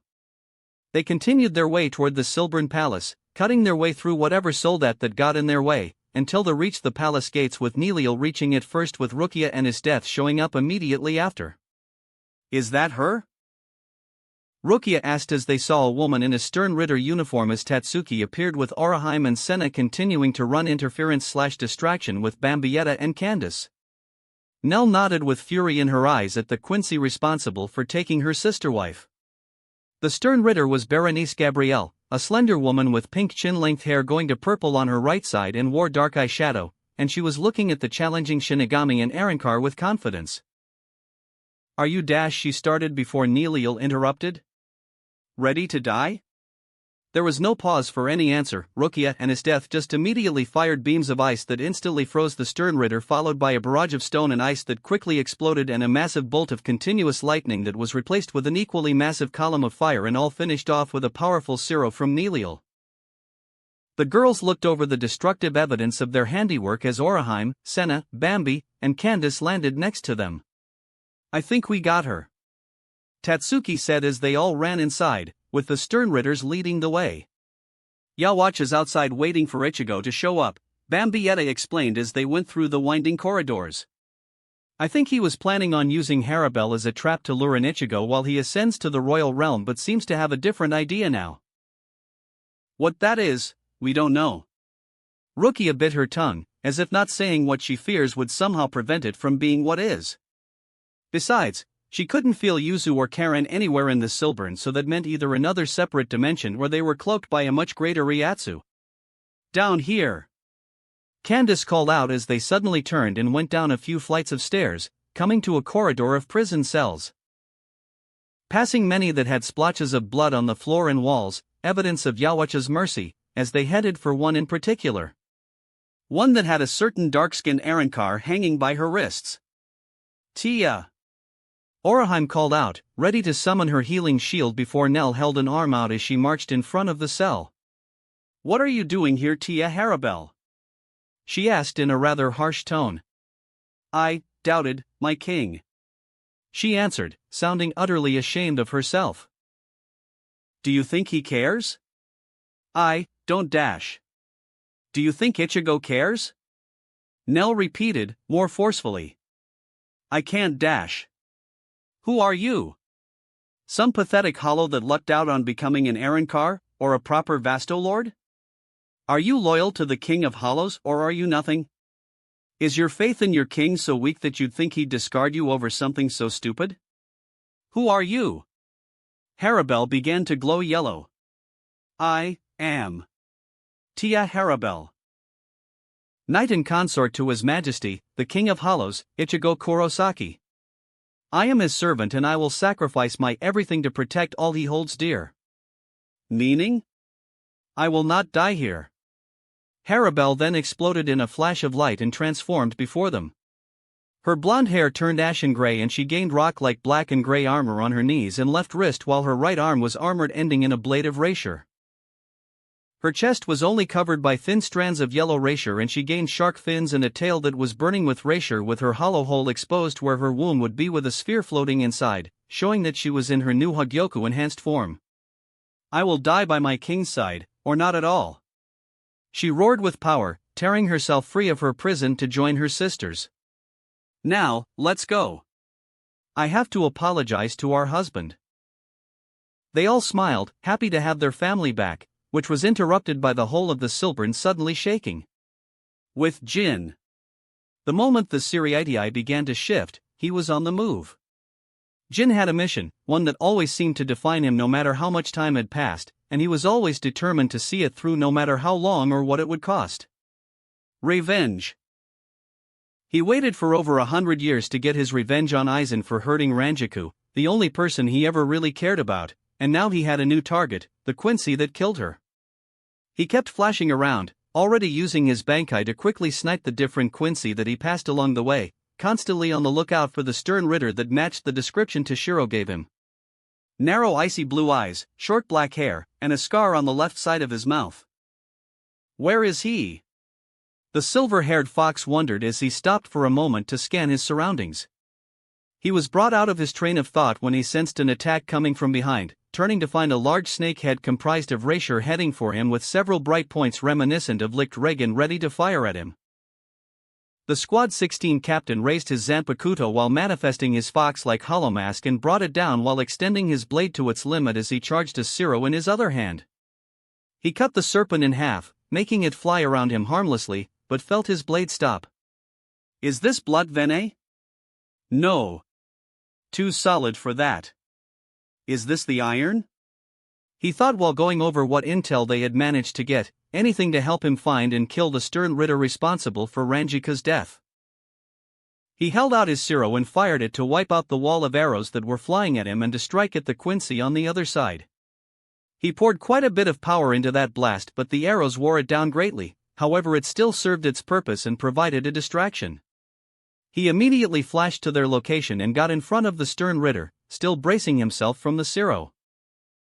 He wasted no movement, instantly analyzed how many Quincy were around them, and with his Kamishini no Yari, effortlessly killed them all before being stopped by the iron on Song Du when Jin tried to cut off an arm. "Hi there," Jin said in a friendly tone with a smirk and aura that radiated hate and murderous intent, the wizard's mask fading from his face. The stern Ritter tried to jump back but found himself caught as Jin grabbed his coat and proceeded to force him into an armbar. "I have a few questions." Heido number 11, Suzuri Raiden. The captain said before electrocuting the Quincy for a few seconds with the Kido he infused with hollow Racier, bypassing the stern Ritter's defenses and making him cry out in pain. "Now, question 1, do you remember any of the Shinigami you have killed?" "Really?"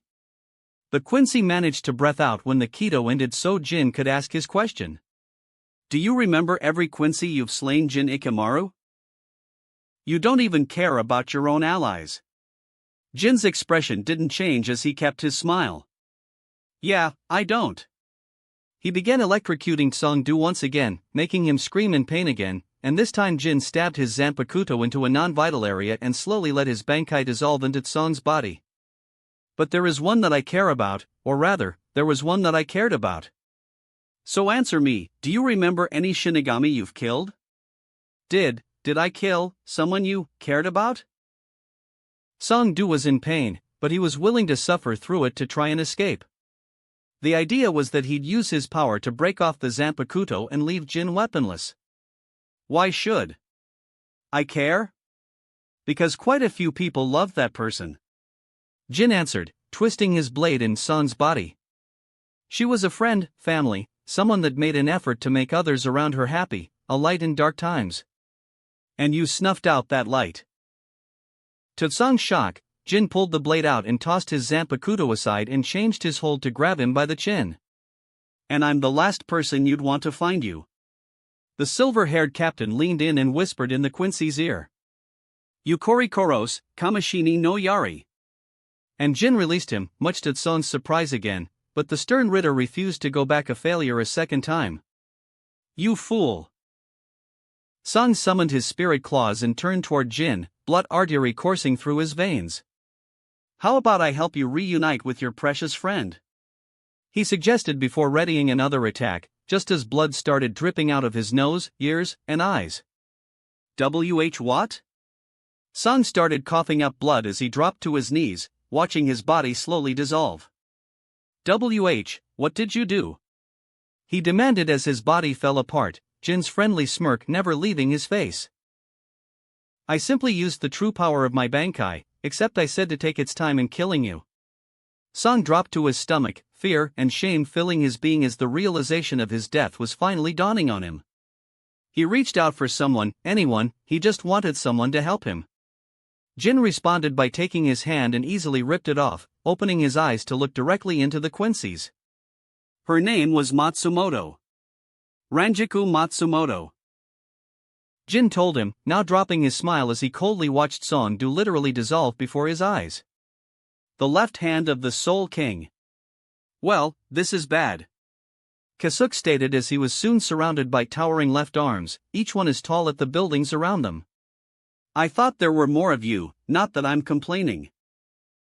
He quickly reviewed the information that they had on the sentient limb, able to manipulate any solid matter that its nerves touch and can learn and adapt to whatever it touches. A difficult foe to combat but not impossible, and the mission here was to capture and contain Pranita, not to kill, which is much harder. "I've some questions for you. Before we get started, do you have memories of when the Soul King was whole or do you not? Are you aware of the dangers Yawatch presents or do you simply not care?" The hands looked to each other before one with two pupils in its eye palm leaned down to Urahara. "No. I have no memories of this Soul King. Pranita Parnkyas was always Pranita. It said to the captain while the other hands had red nerves hanging from their fingertips and slowly making their way to the Kisuke. It is this arrogance of the Shinigami, to call the Quincy a danger, that led to this war. I didn't say the Quincy were a danger, I'm actually fond of the few Quincy I personally got to know. Kisuke quickly countered while taking out his Zanpakuto. I specifically said that Yhwach was the danger, not the Quincy. I personally prefer the chance for coexistence that was denied both sides. But for Yhwach, the Quincy only exists to further his petty goals, and that is what I'm insulting. Bankai, Kanon Baraki Benihime Aratame. The female mannequin form of his Bankai manifested just as the nerves reached his legs. He immediately jumped up as Pranita used his powers to twist and shift his legs into a bloody mess before they split open and were immediately restored. As he began to drop, he pressed a button on the heels of his shoes and small erasure platforms appeared under his feet. Nice job, Mayuri.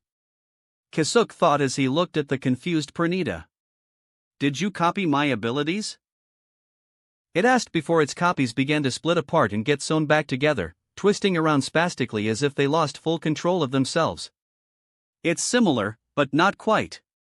Kisuke admitted before spinning around rapidly. Heido number 78, Sangarin. From the edge of Benihime came a blade of Kido that sliced the Pernitas, separating the top halves from the lower halves. Pranita actually grunted in pain as his head landed, Kisuke leaning in to examine his work. You know, for a sentient limb of a god, I was expecting a bit more. The moment he said that, the many clones immediately shot their nerves into Kisuke's body and tore him apart, dragging the chunks to their waiting maws. From someone considered a special war power by His Majesty, I was expecting a bit more. The main head taunted as it rose back to its full height, coming into eye contact with Kisuke and Mayuri as the latter was watching the clones with great interest. Thanks for your donations to science. Mayuri said with true thanks as the many different arms began to either rot or mutate. I've packed the decoy full of many different test drugs that I never thought I'd get the chance to use. So thank you for this. The main head severed itself from its body as the infection flowed to it before the body split open and seemed to expel all of the drugs. No matter what you do, I will overcome. Pranita began to say before its nerves began to shoot toward the main body and converge into a massive hideous blob of limbs and fingers. That bit of restructuring was a little tricky. The Squad 12 captain said as Tessai and Hachigen arrived, hands glowing as they activated a new Kido spell, Time Regression. Making your nerves return and attack you, it was hard. But Mayuri had the genius idea to make a virus out of his blood and nerve endings to create what he calls a marionette virus. Frankly, I only had a small window to actually use it, so my drugs were used to distract you. The amoral researcher added as the hideous blob shifted into its previous form of a sentient limb. But that now brings us here. The power of evolution, facing its natural counter, regression. Urahara continued as the Kido continued its work. But, I doubt it's important to tell you any of this now. Considering you're now just an arm. Pranita could say nothing, its pupils moving about dumbly as it failed to collect any information, immediately being reset with any amount of data erased. Mission accomplished. How's it going on the other end? The four looked to see Gerard now boxing against an equally giant entity with 6 arms while smaller light flew about the giant Quincy. The heart of the Soul King. Stay strong. Don't give up. Kamamura roared, in a human form with long hair and furry forearms, as he used his Bankai, now without armor and looking quite demonic, to try and restrain the giant Gerard with its bolus and ropes. While other, more Kido and technique-oriented, Shinigami engaged in false battles with the remaining turncoat Sternritters and actual enemy Quincy, the heavy hitters of the Gotiei battled the heart of the Soul King as it continued to grow in size and might from all the damage. Stark, Grinjo, and Ulquiorra launched Siro after Siro at his head to keep him blind while everyone else attacked the body. Everyone else was acting in teams. Kenpachi and Unohana stayed close together with the Squad 4 captain healing her husband as he tears apart his own body with his Bankai's power while they attacked the arms and chest. Kensei and Mashiro had their masks on and focused on the legs with Kensei using his Bankai, Tekken Tachikase, which took the form of knuckle blades and purple wrappings around his arms to protruding off his back, and letting the vibrations of his punches try to knock Gerard down by destroying his legs with Mashiro. Attacking his knees, Yoruchi and Yashiro, clad in shunko of lightning and explosive flames, focused on the joints of the behemoth. That left Kamamura and Hisagi to try and restrain the Quincy with their bankai, Hisagi's own Fushir no Kojio taking the form of a noose made of chains leading to a large orb of tangled chains wrapped around his and Gerard's neck. Hisagi's true power was never an offensive power but a healing one, his Shurikai's chain being able to heal him from any injury so long as he had the Ryatsu to spare, and his bankai automatically healed both him and his designated opponent until one of them ran out of Ryatsu. Using his bankai, Hisagi negated Gerard's miracle ability by healing him before it activates and thus kept Gerard from getting any stronger. Unfortunately, Gerard seemed to have limitless Ryatsu, so Hisagi had to abstain from fighting to make sure he kept Gerard in his noose. This was how the fight had been going since Gerard appeared, and he was showing no signs of getting weaker. I'm running out of Ryatsu, Kamamura thought as he growled while pulling on the spirit ropes. Damn it, should have expected this much from the Soul King's heart. He was facing Gerard's front while the others attacking pushed him back. Need a hand? Sajin took the chance to look to his side, seeing a shirtless Yasutora with a metallic disc in his chest with the number 20 in digital lights in the center. My turn. Diablo Gigant, Azura. Chad said as he slammed his fists together, giving a low growl before shifting to a roar as his rapier flared, rising to match the height of the Quincy before taking the shape of his giant devil form with 4 additional arms. La muerte, he said before throwing his attacking arms into Gerard's stomach, each sending a damaging pulse throughout the Quincy's body. The force of the blows lifted Gerard off the ground, forcing the Shinigami and Arankar to concentrate their attack on sending him back to the ground. You damn soul reapers! Gerard managed to yell out, sounding warped and layered like some inhuman thing, as he was dropped to his knees by the attack. He may have been as fast as he is strong, but his large size and the many distractions made him clumsy compared to the more agile forces attacking him. I'll kill every last one of you, he roared out, throwing a rather clumsy punch which Chad deflected before slamming another 3 fists into Gerard's chest, throat, and face. You're too used to use sword, shield, and arrows, Chad chided as Gerard attempted to attack him again, only for the Fullbringer to bob and weave out of the way. You have no skill in hand-to-hand fighting. Chad proceeded to rapidly punch the giant Quincy in the face and chest with matching speed and power. Something I excel in. A punch was followed by a sickening crack. Because my fists are for protecting my comrades and I get plenty of practice. Chad's arms began to blur, leaving the Fullbringer unaware as Gerard speared his hand to the devil's side. Despite getting cut off by Zaraki and knocked off course by the Shihoin siblings, it still cut through Yasutora's side before healing. You say that, but none of your punches hurt, Gerard said as he tried uppercutting Chad before tackling him. Before either fell down, the Fullbringer brought all 6 hands together and slammed them down in the strongest hammer blow he's ever thrown, making the entirety of the Silburn/Siriidii shake. The two continued to fight, giving some of the others fighting Gerard a chance to rest. Only a few people took notice of the hole appearing in the sky. Son of the Soul King? So you finally arrived. The Quincy Emperor thought as a hole appeared in the sky, the man immediately turning his attention to the hybrid that came before him. Ichigo Kurosaki stood there, wearing some white armor bands crisscrossing over his body with red scale plating on his left shoulder and right hip, silently unsheathing a rather familiar Zanpakuto. Do you plan to honor Yamamoto by killing me with his sword? Or are you going to insult both him and myself by using inferior flames? Reduce all creation to ash, Ichigo said as the entire field was engulfed in fire, Ryujin Jaka. Yawatch felt the heat of the flames that wrapped around the both of them, reaching out a hand and letting the flames lick his flesh before sighing in disappointment. I was actually hoping for something better, the Emperor said before creating a massive bow in the sky and shot down a large rapier arrow in the form of a broadsword. But what should I expect from a broken sword? Ichigo slashed at the Quincy, sending a wave of intense flame which Yawatch cut through and dissipated, noticing that the hybrid disappeared from sight. The Quincy then noticed a glow from underneath him, making him jump aside as a pillar of flame erupted from where he stood. Then he sensed an attack coming from behind and turned to block a slash from the larger Zangetsu blade. While he was held there, Ichigo's eyes glowed with power before firing 2 small Sirocornea at the Quincy, striking him in the forehead and sending him back. Die, you bastard! The hybrid roared out as he pointed his blade at Yawatch and charged a Zero.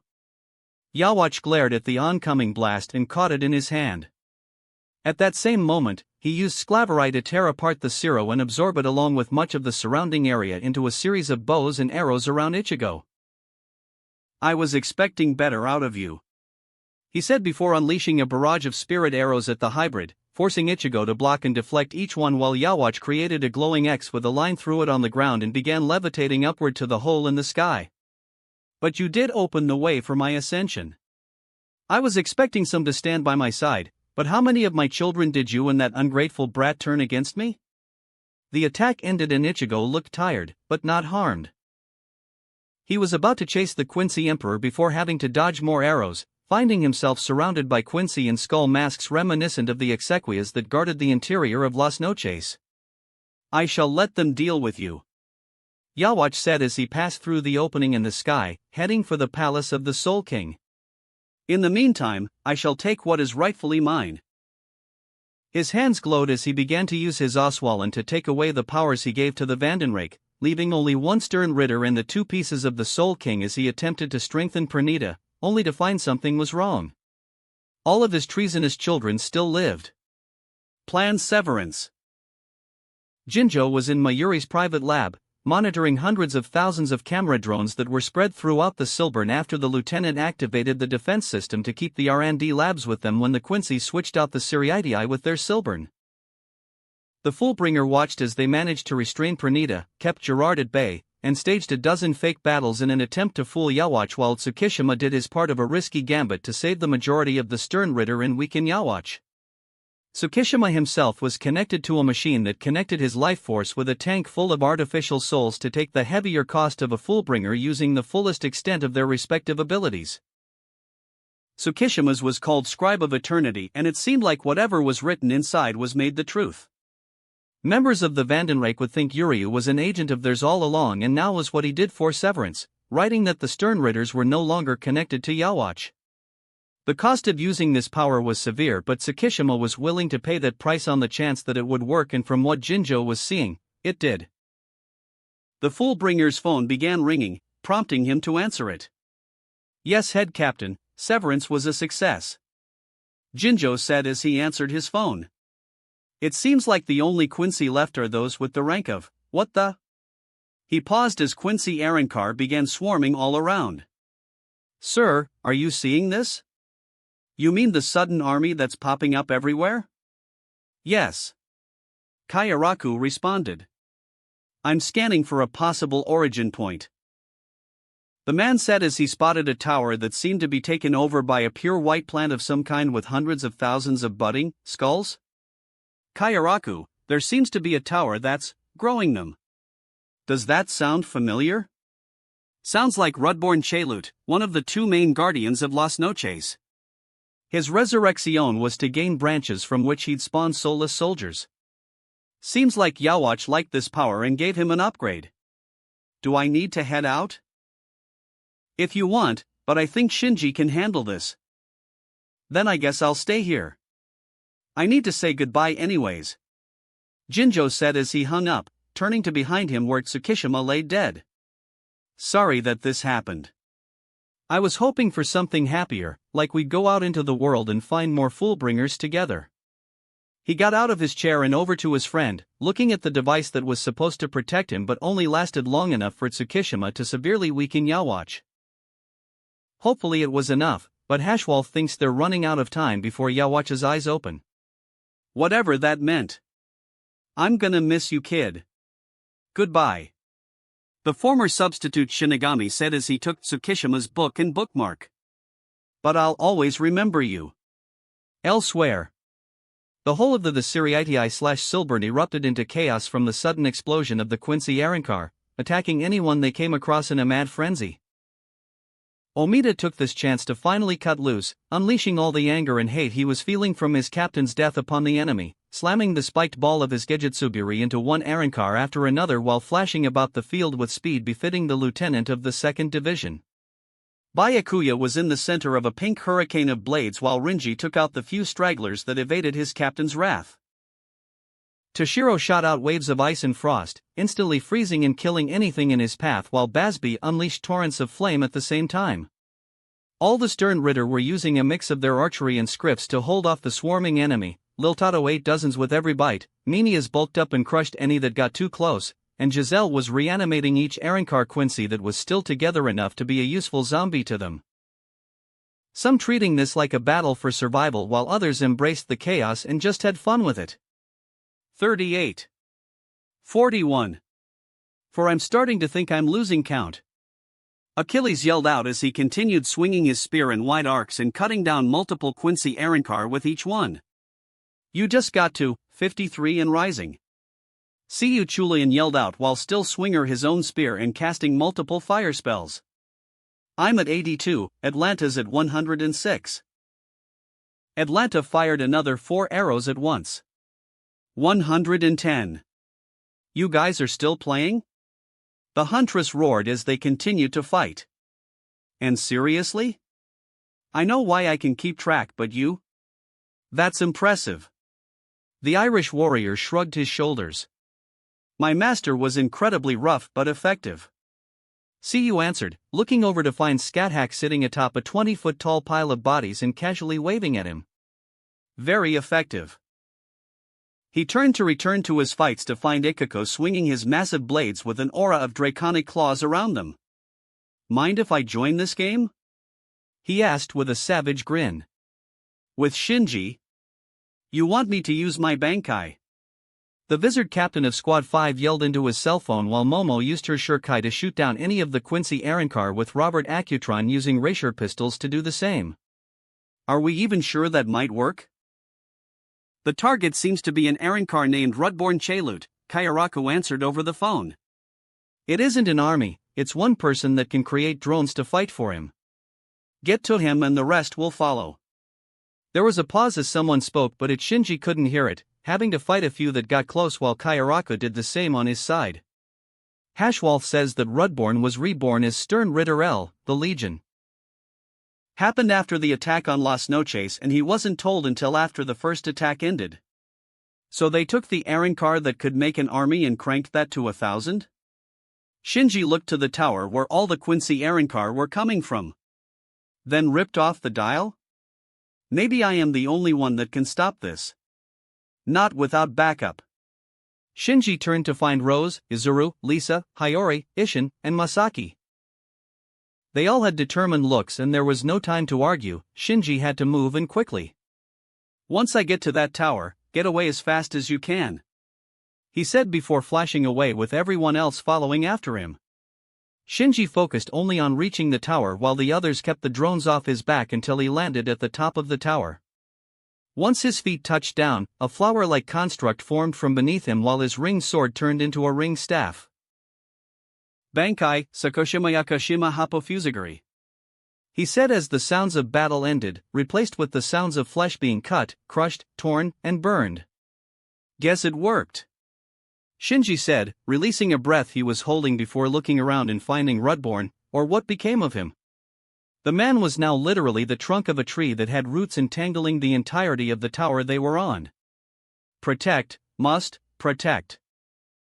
It was quiet, but Shinji still heard it wheezing out of Reborn's throat.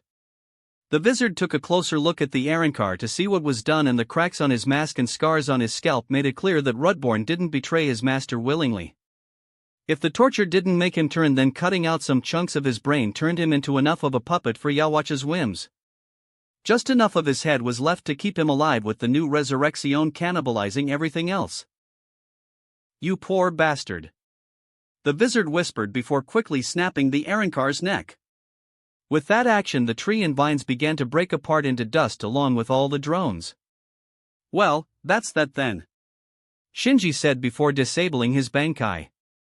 It was a troublesome power, inverting a person's idea of friend and foe.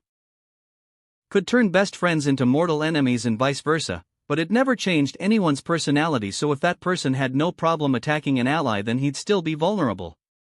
Shinji got ready to move when 3 pillars of light struck down, one at where Pranita was fighting Kasuke and his team, one on Gerard, and finally one at where the Shinigami R&D building was.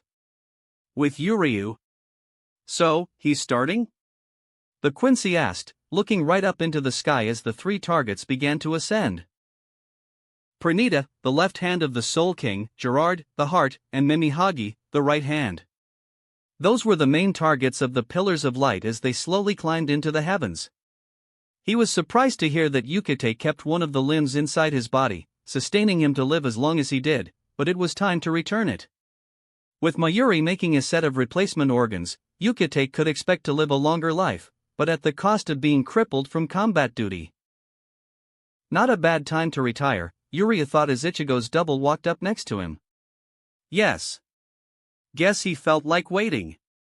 The double said before shimmering to reveal herself as Kyoka Suigetsu. But no, he's calling. Are you ready? Yuria reached into his pocket to feel two important blades that he got from his father before this war started. He nodded, keeping his gaze locked on the closing gates of the royal realm. Then hang on. The humanoid form faded away, leaving only the Zanpakuto sword that Yuria grabbed onto before it shot toward the sky. Chapter 105, Revival. With the Zero Squad. Here he comes. Setsunamura said as she and the other members of the Zero Squad gathered on a single disc, the one that would serve as the intended battlefield for the Hybrid and the Parasite King. And yet, Ichigo still hasn't joined us here. She seamstress looked back to the royal palace where Ichigo remained for reasons unknown to the rest of the Zero Squad. That brat talks a big game, has the nerve to insult us, claims he'll take on Yawatch alone, and where is he? Chickening out like a little bitch. Tanjiro growled, letting out his anger at the hybrid that was growing ever since they went down to the Siriitii. For someone that even we acknowledge, he seems pretty intent on letting us down. If nothing else, Ichigo is a man of his word. Ichibe said as Yawatch climbed ever higher. He said that he'll kill that brat. I believe his words were in fact, the next time I see him will be the last. Though he did also say that I might not see that fight. What did he mean by that? As Ichibe thought that, pillars of light appeared and shot toward the Siriitii. No, he can't. The monk shouted as he realized what Ichigo was attempting to do. Stay here. If Yawatch arrives, keep him busy. With no other explanation, Ichibe Hayasube flashed toward the royal palace and into the inner chambers where the Soul King resided. What the heck was that? Otsu asked while holding a new failure in hand, a stronger Saifushi than the one Ichigo destroyed in their spar so long ago. What is that boy doing anyway? The smith's eyes then moved to follow a Zanpakuto that was also flying toward the royal palace with Yurio Ishida in tow. I don't know, but we don't have time to ponder that anymore. Kirio said as a beam of light appeared before them, with the Quincy Emperor coming out.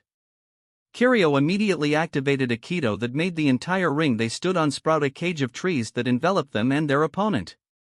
The Emperor stepped out onto the battlefield calmly, looking over the royal guard of his father. You seem to be missing a member. Yawatch said while the Zero Squad themselves got ready for a fight. Do you really believe you can beat me with the four of you? It seems I was too generous in waiting this long. Yawatch's eyes that started to gain more pupils. My eyes have finally opened. Throne room of the Soul King? The room had only 2 occupants. The Soul King himself, trapped in an amber crystal seal with slick-back black hair, for black irises in his eyes, and a gaunt body with no limbs that showed the measure of his mutilation, and Ichigo Kurosaki who stood before the prison with the Hogyoku floating before him and shining like a rainbow star while the hybrid himself was clad in his golden hollow armor and in his Bankai state of Tensa Zangetsu.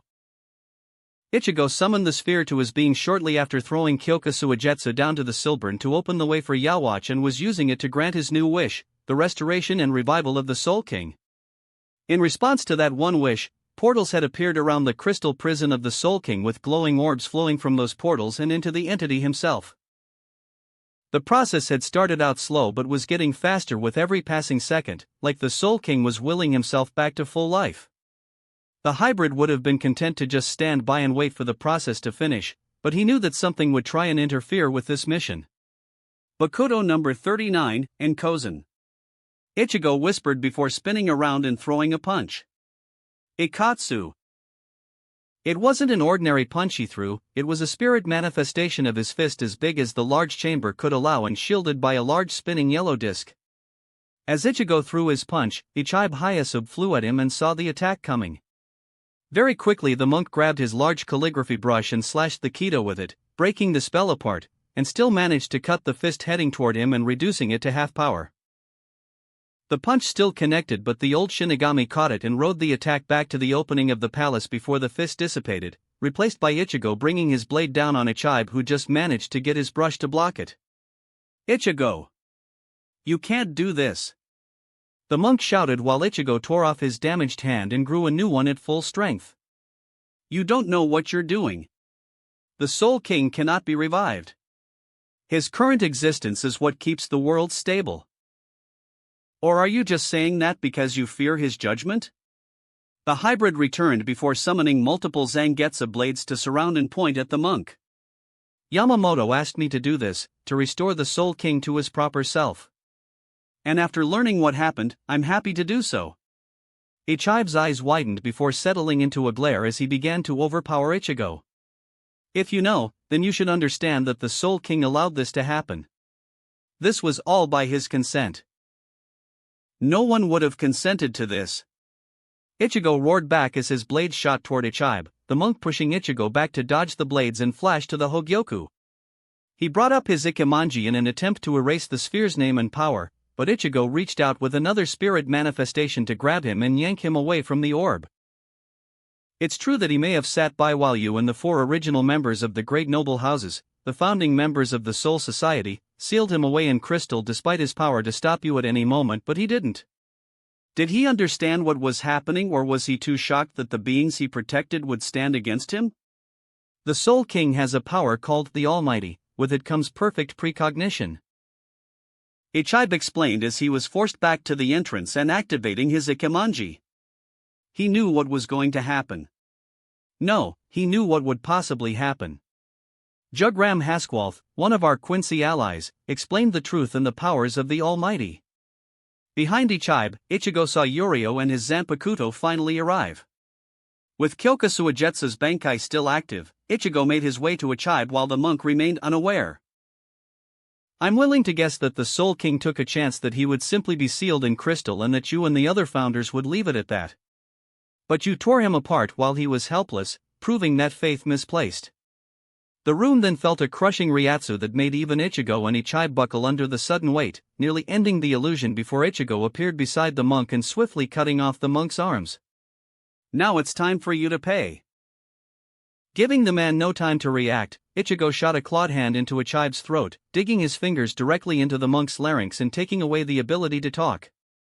As he did that, Yuria fired a bolt into Ichigo's spine, paralyzing him and rendering the man completely helpless. "Enough."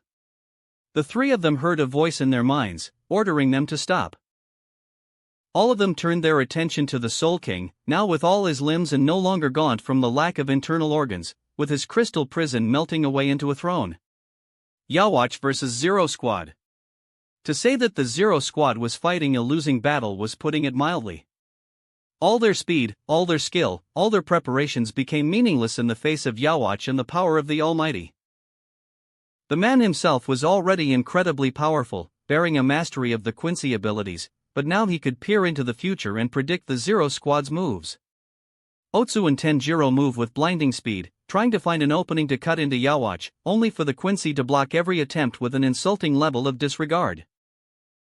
The sharpest and most durable blade of the master swordsmith was failing to cut through Yawatch's pure Racier blade, proving to be its match, and all the threading traps that Senjimaro set up in the heated white bone hellwaters of Tenjiro Springs were always nimbly dodged by the Quincy. Almost as if he wanted to prove that nothing could stop him anymore, then everyone stopped when they all felt something. "Father!" Yawatch thought as he recognized the power and presence of the entity, the innate connection in his blood. "You are awake. You are free. Now you can repay these Shinigami for your humiliation and suffering, and then we can make the world as it should be." The Quincy Emperor began laughing in victorious ecstasy at the thought of a truly wonderful win, the greatest returning insult to the Soul Reapers that tormented the first Quincy than merely ending his father's suffering. He continued laughing and laughing and laughing, each one growing ever weaker as the seconds passed, and nothing happened. The worlds remained stable, no great wave of power threatened to consume anyone. The Soul King was truly alive but was doing nothing. What's the matter? As Yawatch became confused, the Zero Squad moved on the attack. Otsu slashed the Quincy to pieces, Senjimaro rearranged his being and sewn him back together as a misshapen figure, and Tanjiro unleashed a torrent of his life-draining waters that were hot enough to peel flesh from bones in seconds. Take your vengeance. Do as you've wanted for so long. Yawatch pleaded while the Zero Squad destroyed his body. Why? Have you forgotten your own will? Yawatch roared as he immediately restored his body and blew back the Zero Squad. In that case, I'll just have to do it all myself. If even you will betray me, then I'll remove it all. With that he went on the offensive, cutting down Otsu, beheaded Senjimaro, and blasted Tanjiro into pieces before going to the cage-like tree that imprisoned them. He took hold of a trunk and caught Kiryo's neck in his other hand when she tried to attack him, choking the life from her until her neck snapped in his grip while his other hand drained all the reisher from the trees and reducing it to a withered dead husk. The Quincy Emperor tossed aside the chef's broken body and tore down the trees, finding one person waiting for him on another wide and empty disc, standing between him and the royal palace. You! Yawatch growled as he flashed to the disc. Ichigo! The throne room? The room was silent as the Soul King stretched himself in his new throne, the sheer power in the being stunning Ichigo and Yuryu while Ichibe remained paralyzed in the hybrid's grip. Slight groans and pops came from the formerly imprisoned being as he stretched for the first time in millions of years, treating the release of his torment like he had woken up from an extended nap. The hybrid eventually came to his senses and dragged the helpless monk to the revived god and knelt before the Soul King. Mighty Soul King, he said while hoping to gain the entity's favor, I am Ichigo Kurosaki, scion of the Shiba clan. I know what was done to you and made it my mission to undo it. I know your anger is great, but I beg you to spare the rest of the Shinigami. If needed, I'll dash. Ichigo was then silenced as he felt something dig into his body from all over, looking up to find the Soul King's left hand extended and thousands of nerves digging into both his and Ichibe's body. The hybrid braced himself to try and resist any attempt to tear his being apart, but it never came. Instead he felt huge amounts of reisher being pumped into his body while Ichibe looked like everything was being drained from his body. I am indeed furious, Ichigo Kurosaki, but your concern is misplaced. The Soul King said in a velvet-smooth tone with an echo that just soothed Ichigo's being. The ones that should suffer my wrath are mostly long dead, with that monk being the sole exception. Speaking of, this should tingle. Ichigo then began to spasm before raising a hand and summoned a hellgate that immediately shot out chains to Ichibe and pulled him into the abyss. And there, I have been avenged. The Soul King pulled his nerves from Ichigo's body, making the boy collapse as his body was forced to process and absorb a massive amount of reisher. The sheer amount made Ichigo thankful that the old monk was so unused to combat and that his own skills were so varied and allowing some key advantages. I did gamble on the better nature of the founding Soul Reapers, but only the original Shiba was compassionate enough to argue against my torment. For your service, I have granted you more than enough to do your first mission as my newest guard. What? Ichigo asked before feeling a sharp pain in his chest, opening his Shihakusho to find a new scar on the right side of his chest. An oaken scar. Everything in due time, Ichigo. For now, kill my treacherous son. The Soul King ordered, closing himself off from Ichigo and Yuryu with a barrier as the Quincy made his was to his cousin. So, is this good news? Yuryu asked, unsure what to make of the Soul King from his brief interaction with the god. Guess we'll find out later. The hybrid said, grabbing hold of Kagetsuchi's sheath as the blade burned to be used. For now, let's finally end this, Yuryu. The cousins looked to the cage of trees, feeling that the Zero Squad were now being slaughtered by Yawatch. Yuryu reached into his pocket and pulled out a small dagger and a single arrowhead, both made from the still silver from their mothers. Wanna see who gets the bullseye first? Yuryu said, making Ichigo smile before taking the knife. An old competition from their childhood, now the confidence boost for the final battle. Ichigo versus Yawatch. Of course it would be you, the Quincy Emperor said as he moved to the platform Ichigo stood on. The bastard, the selfish child, the thieving brat stealing what's mine. Multiple Tensa Zangetsu blades began to surround them in a cage of swords, floating just around the perimeter of the disc. I suppose it truly is only fitting that you be my final opponent, to take back what belongs to me. And what exactly have I taken that belongs to you? Ichigo asked, holding up his newest Zanpakuto by the sheath in front of him. Aizen's power? Yamamoto's power? What do I have that you would lay claim to? Everything. Yawatch roared as he summoned rapier arrows in the shape of broadswords around the interior of the disc, ready to shoot at Ichigo and the Zangetsu blades around them. Everything you took is mine, everything you've ever had belongs to me, everything in the three worlds exists as my belongings. But you stole the power of Aizen and Yamamoto and convinced my children to turn against me. Their benefactor. It appears you've even stole away the will of the Soul King himself. I'm done letting you rob me of what is mine. I'm taking it all back here and now. And how is what I did different from you? Ichigo countered, taking hold of the hilt and causing his hand to burn and give off smoke. I did take from Aizen, but he wanted me to grow stronger. I took from my master, but he gave it to me. I only revived the Soul King, whether he forgave the Shinigami or not was his choice. As for your children?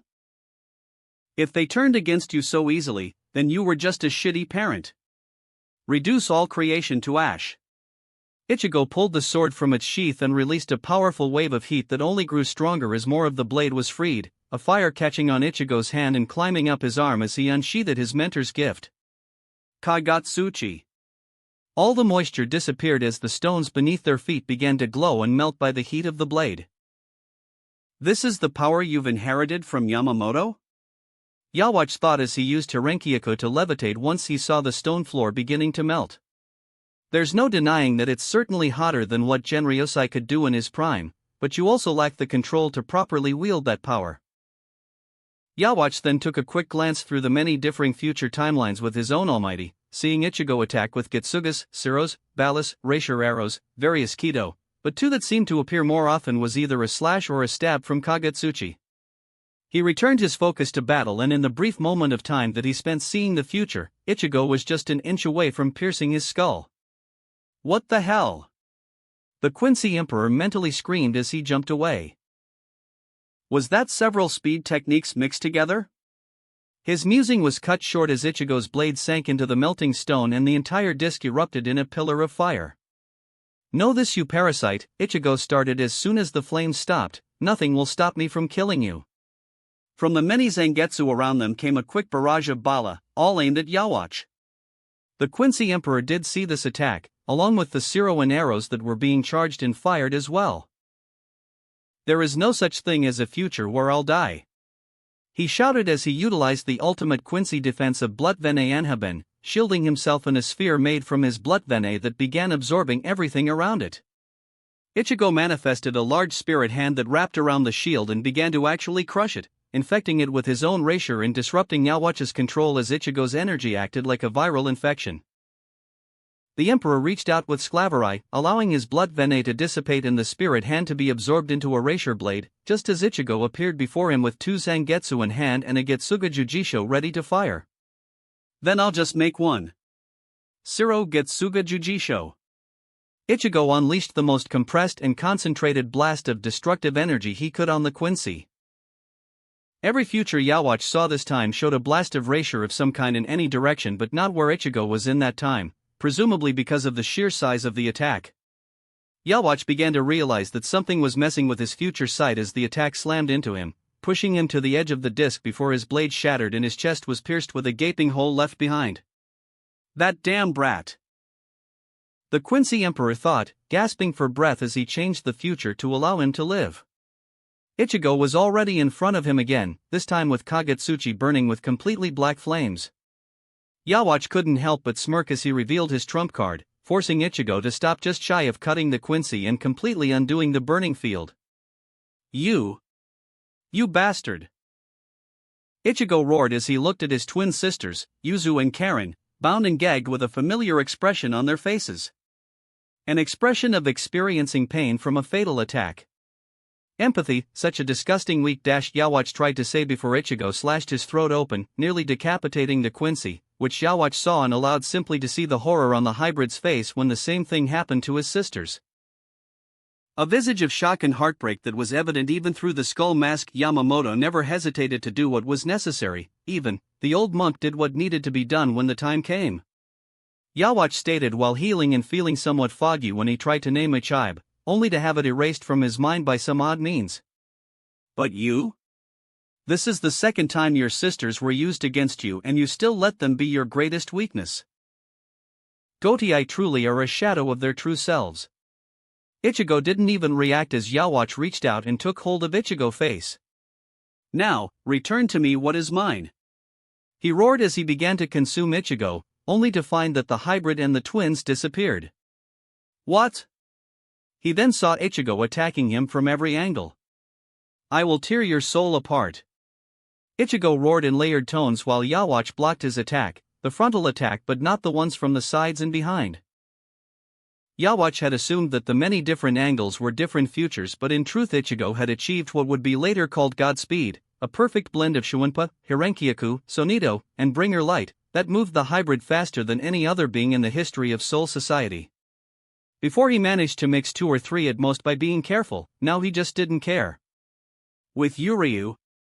That son of a bitch.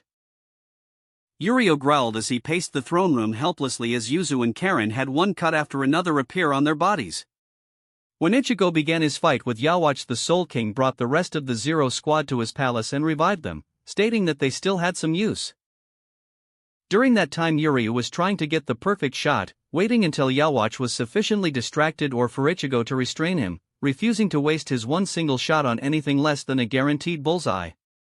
Then the Quincy Emperor revealed his ace, Yuzu and Karen, as his meat shields. Ichigo immediately attacked in anger, positive that he could safely recover the twins during the time Yawatch would take to recover, but both he and Yuryu were shocked to find the same damage appear on the girls. Ichigo, however, did not freeze and forced himself to move and pull his sisters away from Yawatch while using Kyoka's Bankai to mask his true movements. With that he deposited the girls with Yuryu before heading back out to Yawatch, feeling nothing but the blackest of rage and hate for the parasitic entity. My treacherous son tied his life force to the girls. The Soul King explained to everyone while Tanjiro went about healing the girls, despite the man's protests that it was only healing Yawatch as well. Yawatch likely thought that the idea of hurting his sisters would be too much for Ichigo to bear, but that has clearly failed as Ichigo is now fighting more ferociously than before. Likely believing that he'll be able to save them somehow after killing Yawatch. And can he? Yuryu asked as Yawatch slowly began to adapt Ichigo's movements, gaining fewer and fewer cuts on his being. He won't have to, you already have the means to free them. The Soul King stated, gaining the attention of everyone in the throne room. Once you hit him with that still silver, his connection will be broken. He'll be completely powerless for the briefest of instances, which will be enough to sever the connection to the girls. Yuryu's eyes shined in hope before quickly switching back to determination. I've already told Ichigo. He said you'll see your chance soon. The god stated as Yuryu rushed back out to the opening of the palace, spying Ichigo with golden chains wrapped around his left arm. Yuryu summoned his bow, brought up a silver arrowhead and waited. Back to the fight. Come on Yuryu. Ichigo thought as he kept up his assault, occasionally glancing over to his cousin to see if he was ready. Finally Yuryu showed up and readied his shot, causing Ichigo to smile, but was unaware of how much Yawatch adapted and how much the hybrid slowed down. Ichigo reacted too late as a swing was deflected and a razor blade cut his face, going from the top of his cheek under his right eye to just above the middle of his eyebrows. From there came a couple more slashes across his body before using Kyoka's Bankai to create a duplicate and gain some distance. That's on me, getting distracted now of all times. Ichigo growled as the chains glowed with divine power. Now bind him, Enkidu. The hybrid roared, slamming his palm into the disc as shimmering golden portals appeared beneath him. Moving according to his will, the chains around his arm shot into the portal and reappeared around Yawatch before wrapping around his form tightly. What? What is dash? The parasite emperor thought as Ichigo allowed Kyoka's Bankai to fade, revealing the chains and himself. Before Yawatch could do anything, something shot into his back and he felt utterly powerless. He couldn't move, even as the chains faded away. He couldn't see the future, only Ichigo immediately appearing before him with a simple silver knife, and then Yawatch saw nothing. Ichigo took his still silver blade and cut through Yawatch's eyes, effectively destroying the power of the Almighty. "I'm finishing this!" Ichigo roared while Yawatch was howling in pain, pressing against his ruined eyes in a vain attempt to do something to stop the pain or to heal himself. Ichigo did not care as he slammed a clawed hand into the Quincy's face, fingers going into the still bleeding eyes of Yawatch as Ichigo threw his opponent through the disc they were fighting on and shattered it to pieces. As the two began to fall, Ichigo reached out and summoned a Hellgate, having smelled a heavy stench of sin on Yawatch that would guarantee his entry into perdition. The gates opened and hell chains shot out immediately, impaling Yawatch in various places before pulling him down with Ichigo still hanging on. They passed through the labyrinth of the first level, the ocean of the second, the acidic wasteland of the third, the ash graveyard of the fourth, and all the way down to the lava pits where damned souls are revived to continue their torment. "No! Stop! I demand, please don't!" Yawatch started to beg as they descended, as his greatest fear was becoming a reality. First he lost his sight when Ichigo destroyed his eyes, then he lost his sense of smell and taste as the scent of burning flesh disappeared along with the taste of ash. Soon he failed to hear his own screams of pain and horror as the sacrificial souls that sustained him drained away. His limbs then fell limp to the ground and his screams ended, no longer able to move without the lives of others fueling him. Finally he lost the sense of touch, only knowing tremendous pain as burning lava healed his flesh only to cause endless pain that he could only remember. The sealed king of the Quincy. Over 900 years, he shall recover his heartbeat. Over 90 years, he shall recover his intellect. Over 9 years, he shall recover his power. And over 9 days, he shall recover the world. Then in one, he would lose it all. Yawatch was defeated. "I doubt you can hear me, but I'm not content with this," Ichigo said as the Kusanada began to herd around him. "I believe I said that I'd tear your very soul apart." Ichigo then paused as the jailers of hell relayed a message. "Really? I like it," the hybrid said before grabbing Kagetsuchi's hilt. "Reduce all creation to ash, Kagetsuchi." His arm was engulfed in flames again while golden energy of hell started flowing into the sword's fire. Soon a Tensa Zangetsu blade came to the flames before converting into a Mugetsu, likewise merging with the fire to become black flames with gold flashes. Ichigo raised the blade while Yawatch was raised by the chains, with the blade pointing directly at the Quincy's heart. "Now fade, penance!" Ichigo called out before thrusting the burning blade into the fallen Quincy, erupting into a pillar of black and gold flames that consumed Yawatch's remains. The flesh burned away instantly, the skeleton was reduced to ash that itself burned away into nothing, and the soul itself became non-existent. Yawatch was permanently destroyed. It was finally over, the mission Ichigo had for over 10 years had finally come to an end. He started chuckling, then laughing in triumph as he reverted to his base form before falling into the lava river, completely unconscious. The heat and fires would not harm Ichigo, for this hell was his realm and the Kusanada were his servants. One reached down to grasp and carry the now sleeping Ichigo to some place more fitting. Soon another gate appeared above them, with a new Quincy Emperor coming down for the hybrid. Chapter 106, Endings and Beginnings. Soul King's Throne Room. Pain.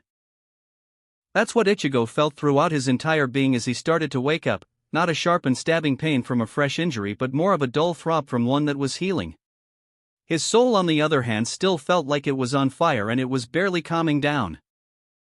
The hybrid opened his eyes to see that he was back in the throne room of the Soul King. The members of the Zero Squad had been revived and Tanjiro was healing Ichigo in a sphere of his white bone hell water to push out all of the damage, and there was quite a lot of damage.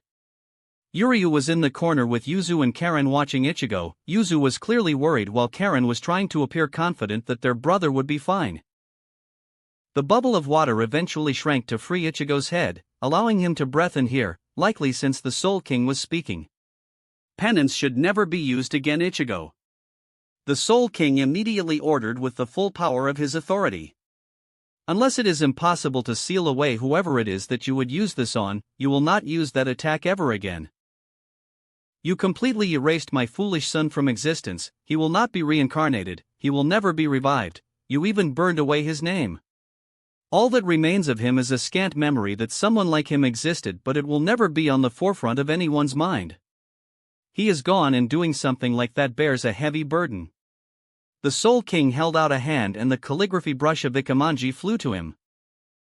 This brush has a technique, Futen Taisatsurio, where it absorbs massive amounts of black to create a mausoleum that would take away all the blackness of his opponent, killing them and ensuring they'll never reincarnate. So much darkness that one would steal 100 nights from any world if they used it. You bore the price entirely on your own. I could tell. Ichigo rasped out, prompting Kiryu to get him a drink of tea that she brewed to aid in his revitalization. All of his sin was converted to heat and hellish flames that I had to hold within me and bear while he burned away. He may have lived for over 1,000 years, but it's easy to accumulate sin like that. The Soul King added before waving a hand, Ichigo feeling his restoration accelerating before Tanjiro released the bubble of water. If you can avoid it, never use that technique again. Ichigo bowed his head in understanding before Tanjiro grabbed his head and looked over the hybrid. Well, you've mostly healed up, but you have a few scars. The founding healer stated, tracing the one over Ichigo's right eye. It doesn't impair your vision, but I can get rid of it if you want. Leave it alone, I want a reminder. Ichigo ordered while pushing him off. He needed one, a reminder of what he went through, of what was sacrificed, of what he lost, all because of that damn selfish parasite. Soon after that he was tackled to the ground by his two sisters as they hugged him tightly, apologizing for being a burden on him yet again. Never think like that, you two. Ichigo said as he returned their hug. Neither of you will ever be a burden. I'm just sorry I hurt you so much. We promise. Yuzu said as the two cried in relief and self-disappointment. We promise we'll get stronger so that this never happens again. Ichigo rubbed their backs in a soothing manner while Yuria walked up to his cousin, the two sharing a look before Yuria started chuckling. After all this time, it's finally over. The Quincy laughed out with mixed emotions of relief and exhaustion. Years spent training, dealing with all of Soul Society's problems, getting ready for the revival of the man that tried to take everything and destroy what he couldn't, all for his own selfish wants, and now it was over. Their life's goal had been complete. It's not over yet, you two. The Soul King interrupted, causing everyone to look at him. This battle is done, but after every war comes the task of rebuilding. Laying to rest those that have lost their lives in battle, restructuring the flawed and corrupted system the nobles had, adding the Quincy to this new system, there is still plenty for you to do. But first, he waved his hand again and the members of the Zero Squad grasped at different parts of their bodies while gasping in surprise and pain. The Zero Squad is finished. I will only have one guard from now on, the rest of you will return to the Siriatii and make more contributions to them. Make yourselves properly useful again, I will be able to protect myself. Speaking of, here it comes. The palace shook, forcing everyone to turn to the palace entrance to see a giant Ajuchus hollow that shocked Ichigo to his core. Aika Mikadomo. Otsu breathed out in shock as he and the remaining Shinigami began sweating bullets. It was a large white humanoid with short legs and long arms with bear-like claws at the end, no visible neck, so it looked like it had a wide face with an odd jack-o'-lantern smile ending in circles with 4 yellow eye-like orbs, and hexagonal-shaped scales going down its back with a small bearded hollow mask in the middle of its odd smile. An ancient hollow from before I made the first Zanpakuto, so powerful that it threatened the stability of the worlds. But the monk removed his name and changed it to that meaningless one to severely weaken his power before they sealed him in one of the first Zanpakuto. The Soul King continued as the hollow made its way to the throne. Do you remember your real name? Yes. The hollow responded in a low rumble. You tried to eat me when I was weakened. The god continued, showing no fear to the beast. Do you think you can now? Silence, as the hollow didn't want to admit that the being before him was more powerful than himself.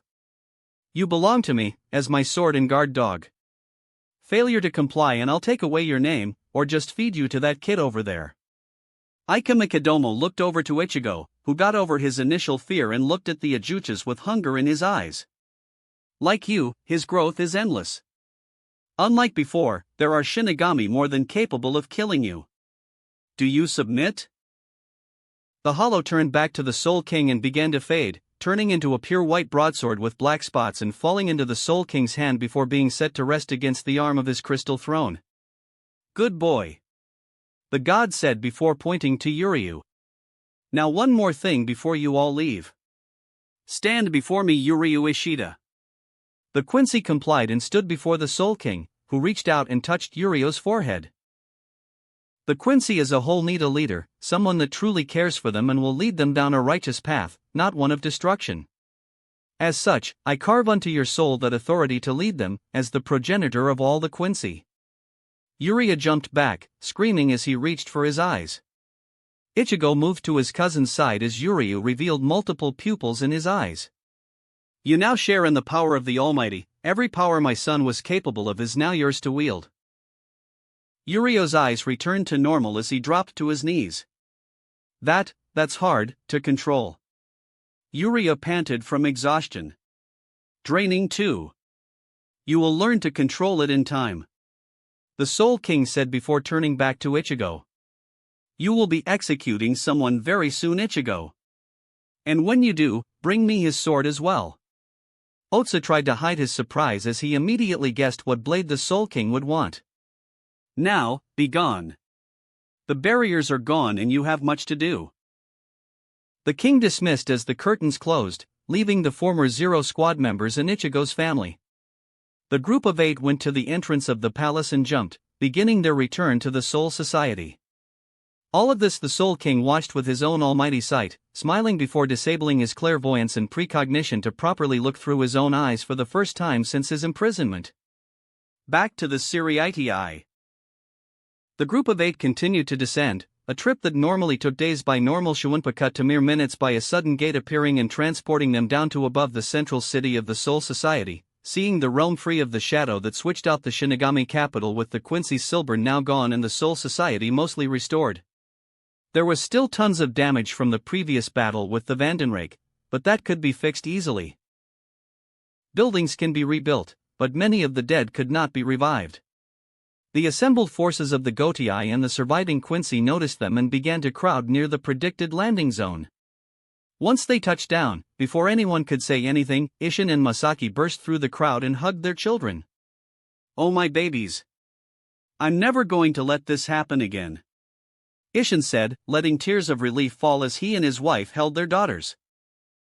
Ichigo was grabbed and pulled into the massive arms and embracing, letting it happen as he could tell just how stressful this was on the mother and father. He had to wonder how long they were actually feeling like this and how he could let them stew in that worry and concern. Ichigo then felt a whisper in the back of his mind as he was finally released by his parents. Mom, Auntie Mira wanted to say she's sorry, he said as Masaki looked confused as Ichigo handed her the Arrancar's pendant. The moment Masaki touched the metal, her eyes widened in shock and surprise before tears started to form. That was so mean of her, the matriarch of the Kurosaki family said, opening the pendant and seeing the pictures of herself and the disguised form of the Arrancar that was her best friend, disappearing without saying goodbye. You were supposed to be there with us, Mira, she sobbed, prompting the family to embrace her again. Ichigo was the first to let go, joining the rest of the assembled Shinigami, Arrancar, and Quincy with Yuryu at his side. So he's gone? Kayaraku asked the pair. Gone for good? I burned him away to nothingness. The Quincy King is gone, Ichigo announced, prompting cheers and celebrations from some while others smiled quietly at the return of peace. Bambietta came out of the crowd and jumped onto Ichigo, giving him a deep kiss, followed soon by the rest of his harem. No fair. I want some strawberry sugar too, Candace yelled out as she claimed the next kiss, and Ichigo didn't really have a say as all of his lovers took turns. Then he felt something poking his neck rather harshly. You took my Bambi. He saw a girl with a dopey expression that was burning with hate, anger, and jealousy. I'll kill you, she roared as her rapier arrowhead failed to even pierce his neck, guarded as it was from the clothes Senjimara made and his own passive Hiero. Everyone backed away as she tried to kill the hybrid before Kenpachi grabbed her by the throat and pulled her off. So, can we agree that she doesn't get to stay? He asked while looking over the crowd. She's insane and would probably try to kill me. Go ahead. Bambietta said while Oraheim fussed over Ichigo's non-existent neck wound. Yuryu instead walked up to her and placed a hand on her head with Giselle soon screaming afterward before going limp. By the will of the Soul King, I was granted the powers of the Almighty. He announced to everyone, revealing his eyes to the surviving members of the Vandenrake, the Gotiai, and the Arankar. He named me the new king of the Quincy. If anyone wishes to challenge me for it, then go ahead. But as king, I declare allegiance and brotherhood to the Soul Society. He turned to Kayarako while holding out his free hand. If they should accept it. Not doing so the first time was a mistake. The current head captain said as he made his way to Yuria and shook his hand. I welcome you, King Yuryu Ishida. Yuria smiled before turning back to the remaining Sternritters. If you want to leave, go ahead. I won't stop you. I'm not a tyrant pretending to be generous. The assembled Quincy looked to each other while they made their decisions. Hashwolf stepped forward before anyone. Everything I did was for the future of the Quincy. He stated before kneeling before the new king. I put my faith in one that would lead us to a brighter future. Basby walked up next to him and did the same. Someone's gotta keep an eye out for this dope. He said while the other Quincy followed suit, some for selfish reasons like keeping their powers or fondness for a certain hybrid, while Robert wanted to retire and teach the future Quincy since they'd need one. They soon went into talks about how the Quincy would integrate themselves into the new Gotei system when Yuryu all but stated that they'd be the new Squad 15 and the Silburn would be their base. Urahara and Mayuri then started planning on moving the Silburn into the shadow of Karakura town based on the reports Yuryu made about Reverse London during his time with Wingbind. As that was going on, Kayarako grabbed Ichigo and told it that there was something he needed him to do. Finally put an end to Tokunada Tsunoyoshiro. Siriitii, unmarked prison. During the walk over to Tsuneyoshiro's holding cell, Kayaraku filled Ichigo in on the prisoner, who he was, why he was in prison, and why Ichigo was slated to execute him. Aizen did unforgivable acts with the ambition of power but also thought he could do a better job than what the founding members of the Soul Society did. Yawatch was a real monster driven by sheer selfishness and an understandable disgust of how the Soul King came into being and the fear of his own death. Tokunada Tsunoyoshiro had neither. No end goal, no sympathetic motivation, he just loved to cause pain and was able to get away with it. Does he have a notable Zanpakuto? Ichigo asked as Kayaraku revealed the hidden prison. Wouldn't surprise me if he did. The head captain admitted as the pair descended into the depths of the single-occupant prison. All notable clans and noble families have an ancestral Zanpakuto that anyone of that family can use. Nanao is part of one such clan that are charged with performing rites and rituals, so they only have that one sword. Wait. I don't remember seeing her with a sword. Ichigo noted, thinking back on all the times he's seen the lieutenant. I don't think I've ever seen her dash. She's basically my secretary, not a combatant. Her mother asked me to keep their family sword for safekeeping. He said, revealing why Nanao never fought. I won't ask why you want the Tsunoyoshiro clan sword, but I'm betting it's an order from the Soul King. He said before they reached the prison cell of Tokunada Tsunoyoshiro, Ichigo flinching from the burning stench of sin emanating from the noble that reminded him all too much of his time in that other dimension. Where's your sword? Ichigo demanded upon seeing Tokunada, who was looking more raggedy and angry in the time since Kayaraku left. Evidence of people tending to his basic needs of food and water were evident, but some spots of blood suggest that he was less appreciative of whoever was still loyal enough to aid him. The fact that his entire prison was made of sekiseki stone with a one-of-a-kind lock that would break if anyone tried any other key made his escape impossible under the conditions that happened. Tokunada looked to Ichigo and scoffed. My Zanpakuto was taken when I was dishonorably discharged from the Gotei. He answered. I have no idea where it is. Ichigo took the key Kayaraku offered and opened the prison cell, reaching for one of his 3 blades. But he yelled, holding his hands up to stop Ichigo's march. "I will tell you where my family's Zanpakuto is, if you get me out of these cuffs." He held his hands out. "If I'm to die, at least let me go out fighting." "Or would you deny me that honor?" Ichigo thought it over before looking to Kairaku. "If you really want to fight him, I'll keep an eye on him while you secure that blade," he offered while handing Ichigo another key. The hybrid took it and held it before Tsuneyoshiro. "My ancestral Zanpakuto is called Kitten Kayakaku, and it's buried in my family's garden," he said before gesturing for Ichigo to unlock his racial restraints sealing his power. As Ichigo quickly unlocked his ankles and moved to his wrists, a new voice started talking. "Man, that ain't her name," Otsu shouted as he walked down, with Scat next to him. "That sword's real name is Enraki Oten and it's in his hand." Tokunada hissed just as Ichigo freed him and he revealed a hilt without a blade. The noble tried to stab Ichigo with it but the hybrid caught his wrist, feeling something pass along his cheek but failed to cut him. However, before he could crush Tsuneyoshiro's wrist, the hilt revealed thousands of cherry blossoms. Scat created a wall of ice between herself, Kairaku, and Otsu and Ichigo and Tokunada.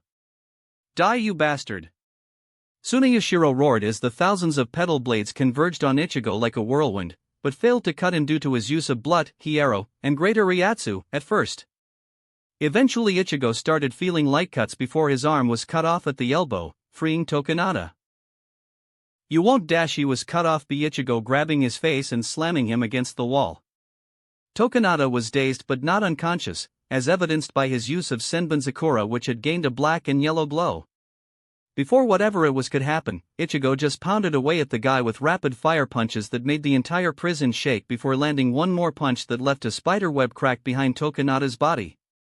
The petals converged on the hilt to reveal a katana blade. "I'll be taking this," Ichigo said as he grabbed the hilt of the Enraki Oten before walking out of the prison cell, then snapping his fingers to summon a hellgate. He didn't bother looking back as Tokunada was dragged into hell for his sins. Realizing it was over, Scat dispelled the ice as Otsu looked over the ancestral blade. "Probably the strongest Zanpakuto I've ever made," the smith admitted as he handed it back to Ichigo after pulling out a sheath from out of nowhere and putting it on the blade. "The shurikai of that sword is to mimic any shurikai that its wielder has seen before." "Is that how he had Senbonzakura's abilities?" Ichigo guessed. "And no Zarashi and Suzumabachi, which is why you almost died before pounding that prick into the wall," Otsu scolded, poking Ichigo's forehead harshly. "You need to be more careful. You're now the only member of the Zero Squad, the last line of protection for the Soul King from having to get off that throne. Be a bit more careful." Ichigo stayed stunned from the knowledge that he almost died and that Otsu, arguably the goofiest member of the previous royal guard, was the one to tell him to get his act together was a little jarring. He almost missed it when Otsu and Scat had started talking about weapon crafting. Saying goodbye. A few days passed after the execution. Ichigo had given Enraki Oten to the Soul King. He finally met the remaining heroic legacies from around the world. The Siriidii was rebuilt with some notable improvements. The project to recreate the Silburn in the shadow of Karakura was nearing completion, and everyone that had lost their lives in this damned war had been gathered together. It took 3 days to gather the remaining bodies from wherever else they were from the Silburn to Wako Mundo and for the Jigai/Reigai research teams to gather data on all those bodies to optimize potential bodies, but now it was time to lay them to rest. Jugram and the surviving Sternritters were doing their own goodbyes to their former comrades, though no love appeared to be lost from the Quincy. Seiuchulin and Achilles stuck with Ikaku and Squad 11 as they began to say their goodbyes to the fallen brothers in arms, the whole squad unanimously agreeing to learn some Kido to honor their former third seat. Medea was with Unohana, crying over all the lives she failed to save while the motherly captain tried to soothe the sobbing girl. Karna did his own ceremony for his rival, since there was no body to bury, and Atlanta preferred to keep her distance. Scat Hassan, and the former members of the Zero Squad went to Yamamoto's grave to bid their final goodbyes with the exception of Kiryu who joined with Hiyori in the main plaza. Ichigo was with the captains while Kairaku talked about the courage, bravery, honor in the face of their duty and Ichigo just didn't hear anything. He was tired. Tsuruchi, Marik, Mira, Rununganga, Reborn, Yumachika, Soifan, Tsukishima, Chojiro, Master Yamamoto. Ranjaku. He thought going over all the people he had called friend and comrade, some he was closer to than others. Hearing about Ranjaku, even now seeing her body among the dead, didn't seem real. She was so happy, so full of life and love, the whole world seemed a little darker now that she wasn't in it. Orihime still looked like she was going to cry, something Ichigo hadn't done at all since Yamamoto died. The drive from burning anger and vengeance was gone, and now he was just tired. Tired of fighting, tired of losing people, tired of his family being kidnapped, he wanted to be done. Go! Ichigo! Yukitake said, snapping Ichigo out of his daze. It's almost time. The two turned their attention on Kairaku as he gave Ichigo his cue, the head captain standing next to a long wall with the names of every member of the Gotei that died in the war separated by their squads. And now we bid our friends goodbye. Kairaku nodded to Ichigo as he walked out among the dead and held up his Kagetsuchi. One quick release and the barest exposure of the blade and all the bodies were alight in flames, the power of the fire blade quickly reducing them to ashes near instantly. After that the Kido core scattered the ashes to the wind, Ichigo watching it all with an impassive look, but many could see the exhaustion in him. Some kept their distance, others placed a reassuring hand on his shoulders, his family and lovers hugged him, but only one stuck around. Ichigo? Izuru-kira said as everyone else left. I've got a message to give you, from Captain Ikimaru. It was then that the hybrid realized that he didn't see Jin once during this entire ordeal, not since he came back down from the royal palace. He said to meet him where he first found Ranjaku. Rukongai, unnamed field. She told him about it once, how she was a starving child in the Rukon with no one to care or help, until Jin showed up and shared some persimmon with her. She made a conscious effort to forget about the days before she met Jin, only counting the days after they met. Ichigo was able to find him after some time, sitting alone with a bag and a few wine bottles, while the sky darkened with the sense that it might rain but never does. When the teen went up to him, Jin immediately handed him a bottle of clear reddish-orange liquid. A few sniffs and Ichigo figured out that it was persimmon wine, a pretty strong wine. That was going to be a wedding gift for you two after the war. Jin explained as he took a swig from another bottle. I was looking forward to that day and spent quite a lot of time making the brew just right. Still had a long way to go, but what's the point now? Ichigo looked down in shame. Jin continued to look at him expectantly. The hybrid got the hint and took a long drink from the bottle, enjoying the sweet flavor and slight burn from the alcohol. Stop looking like that kid, I don't blame you and never had. The Vizard captain said, waving his hand about like he was wiping away his cares. She'd be upset with me if I did, and we all know you can't be everywhere at once. You went above and beyond what any Shinigami has ever done, which was far more than anyone should have asked of you. Thanks. Ichigo managed to squeeze out. The two continued to drink in silence until Jin poured out the rest of his bottle in the ground.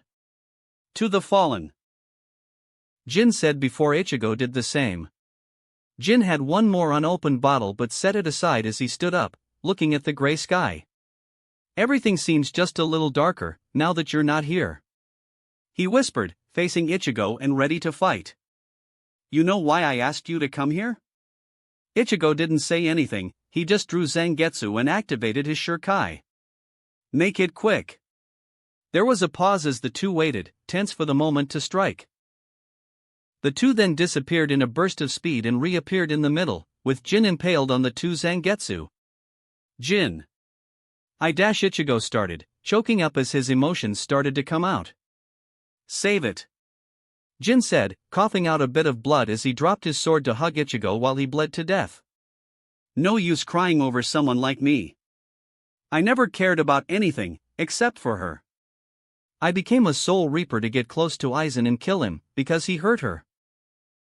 I stayed as a Shinigami because she would be sad if I completely disappeared. I wanted her to be happy, so I asked you to do it because you were more capable than I was. Ichigo let go of his blades and returned the hug, feeling the life fade from Jin's body. This was a really shitty place growing up. But it looked almost livable when I was walking through it. That was your influence, to make the Rukongai a better place. Keep up the good work, kid. Soul Society's in good hands. Jin. The captain's legs gave out and Ichigo lowered him to the ground. Not for me, but for everyone else, let it out. Jin said as he coughed a few more times. I'm too weak to live in a world without her. I can't bear it. I'm not strong enough to go on like you, kid. I really wanted to be an uncle to. Jin said no more, the smile on his face still there as his life ended. Again another friend and ally to the list of those he lost, because of what was lost. The rain finally fell as Ichigo let out an anguished cry, alone with no one to hear as he screamed out his pain. 1 week later, the official story was that Jin was poisoned in his fight against Song-do and some of the other Quincy, and he wanted his final moments to be somewhere he remembered fondly. Kairaku, the other captains, and Yuryu were the only other ones that knew the truth, and it was agreed to carve his name on the memorial wall. Ichigo burned his body to ash so there was no evidence to refute his claims, not that anyone wanted to, since there was enough pain already and it made no sense to disgrace one of their own. Everyone just wanted to move on and start the process of healing. There was a lot of back and forth travel for Ichigo as the Gotei needed to fill in their vacant roles. Yuryu was still the lieutenant of Squad 15, but that didn't matter to the Quincy as they still listened to him first, and Yuryu still needed time to adjust to being a main leader, so Ishin still remained as captain until further notice. To help with the transition, Otsu began crafting a Zanpakuto equivalent for the Quincy that would still mix with their Volstagg but was as of yet unnamed, since the Soul King had that authority and power now. Lisa was appointed the interim captain of Squad 8 until she decided to fully take it, but Kairaku implied that someone else would hold that position in the future. Ichigo and Kairaku agreed on making Halibel the new Squad 16 captain, since she was more of a leader than any other Arrancar and was closer to the role of Queen of Hueco Mundo than Nilil. Ichigo was still their leader as king, but that paled in the future role of captain commander of the whole Gotei, so it wasn't reasonable to make him the captain of the Hollow Division.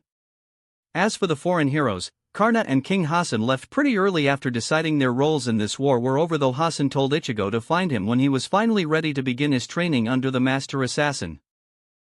Achilles and Siyu Chulin spent some time hanging out with some of the rowdier members of the Gotei that Ikaku introduced them to and going to drink with before Scathach and Atlanta stopped them. Eventually it was time for the Greeks and the Celts to return to their homes as well, but before that Achilles and Siyu wanted to challenge Ichigo to a friendly spar. They spent almost the whole week trying to talk him into it when hearing about him before the war, but have yet to actually see him in action. Scathach was the one that managed to talk him into finally doing it, stating that she made a promise to Yamamoto and that she intended to keep it, so seeing Ichigo in action would be useful. So, how is this supposed to go? Ichigo asked Achilles and Siyu while checking the straps on his new uniform, similar to his previous outfit but with far stronger restraints, since Ichigo gained the sum total of Aizen, Yamamoto, and Ichibe's Ryuryoku, leaving only the Soul King stronger than him. The outfit was meant to contain him down to levels that wouldn't destroy everything around him until he could control it all, which still left him stronger and faster than anyone in the Gotei squads. 1. Well, Master just wants a better idea on what to do with your training, Siyu said, swinging around a practice pole in lieu of his gibalg. Achilles and Ichigo also had the same type of wood staff, as per Scathach's orders. When the two spear masters started to complain about the matter, she said the alternative was to fight her.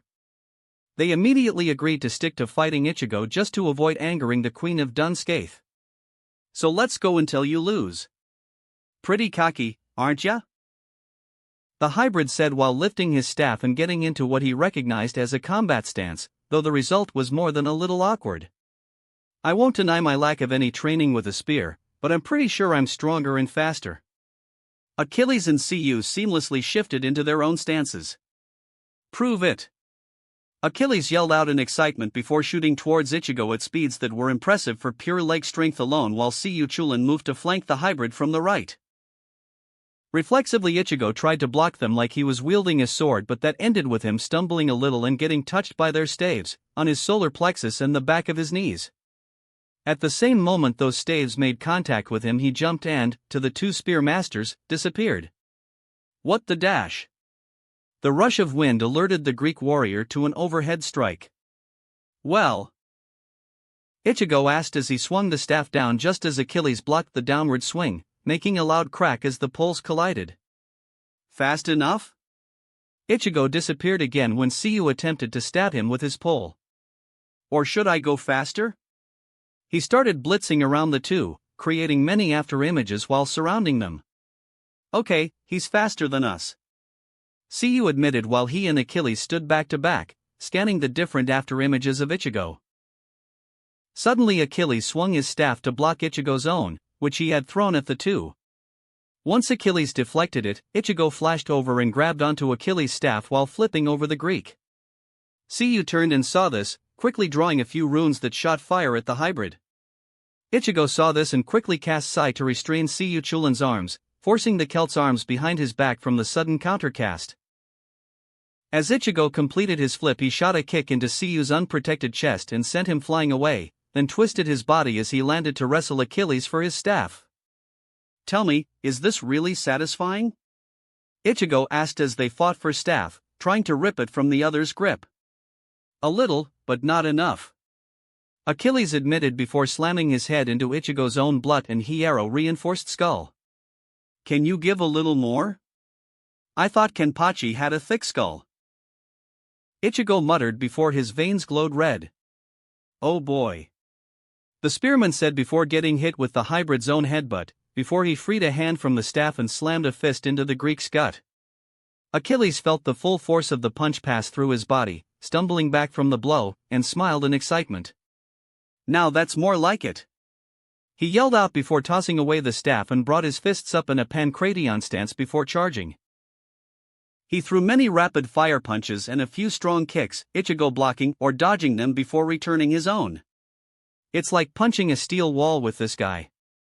Ichigo thought as another punch hit Achilles' face, but the guy powered through anyway. Achilles threw another punch to Ichigo's head, prompting the hybrid to block, but it was a feint as the actual attack went for Ichigo's solar plexus. The hybrid coughed out all the air in his lungs as Achilles then threw a Spartan kick into Ichigo's core and threw him back. Come on, Ichigo.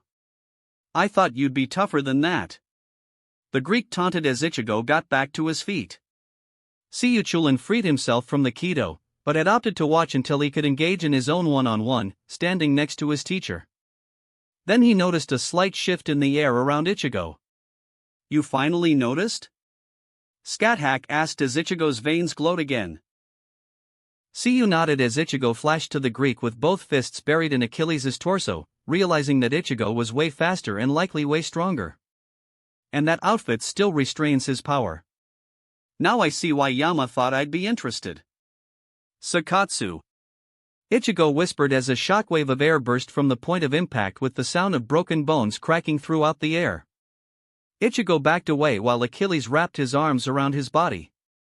That only fractured your ribs? What are you made of? Achilles let out a short laugh before smiling at the hybrid.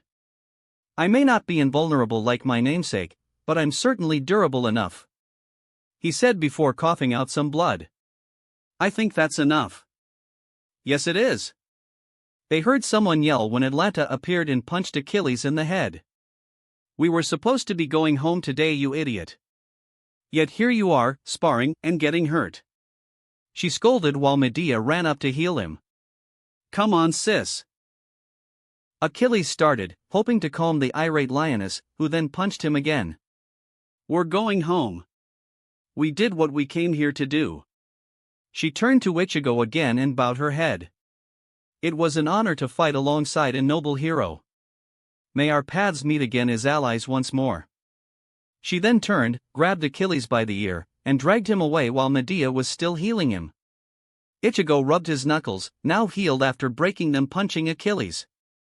One tough bastard, he thought before getting a heavy slap to his back. Nice display there, kid. Scat-Hack yelled out with a smile while Siyu was next to her. I wasn't expecting much skill with a spear from a novice, but you're definitely good on physical ability. Now I don't have to worry about training your body so much. Her smile then turned more sadistic. I'm going to have a lot of fun training you. She tossed a stone tablet to Ichigo, who caught it on reflex.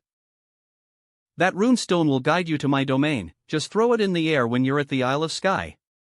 Don't keep me waiting for too long. I'm gonna go and gather materials for your spear. Bye. She said happily before using rune magic to open a portal to her domain, walking through happily. See Chulin looked back to Ichigo with a smile before holding out his arm. Till then, brother disciple, he said as Ichigo tapped the hound's wrist with his own, watching as the spearman followed his teacher. Ichigo let out a sigh, remembering that he's expected to undergo more training. Can I at least take a few months to myself? He asked as he started walking back to the Siriidii, then his phone rang about a text from Kairaku. Something about him needing to go to Kyoto before he can even leave Japan. Never ends, does it?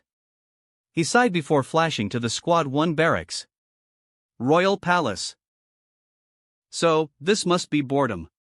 The Soul King said, realizing that he was completely alone inside his palace, aside from Ika Mikadomo, and he wasn't in a talking mood. I've made a terrible mistake. That wraps up this part of What If Ichigo Awoke His True Powers to Save His Mother. Thanks so much for listening. As always, new parts drop every 4 days, so be sure to stay tuned. Quick reminder. The series What If Ichigo Awoke His True Powers to Save His Mother is now on hold, since we've caught up with the author. So now, I need your help picking the next project for the channel. I'm currently deciding between these 3 fanfics. What if Transmigrated into a nightmare mode Dragon Ball world? What if Reborn in Highschool DxD as a Lucifuge? What if Fishing System in Food Wars world? Please vote in the poll and let me know which story you'd like to see next. I'll take the top pick and start working on that series next. Also check out my Patreon channel for early releases of all the series, where you can find all the series released 1 day ahead of YouTube. If you enjoyed the video, don't forget to like, subscribe, share it with your friends, and please consider supporting the original author as well. See you in the next one.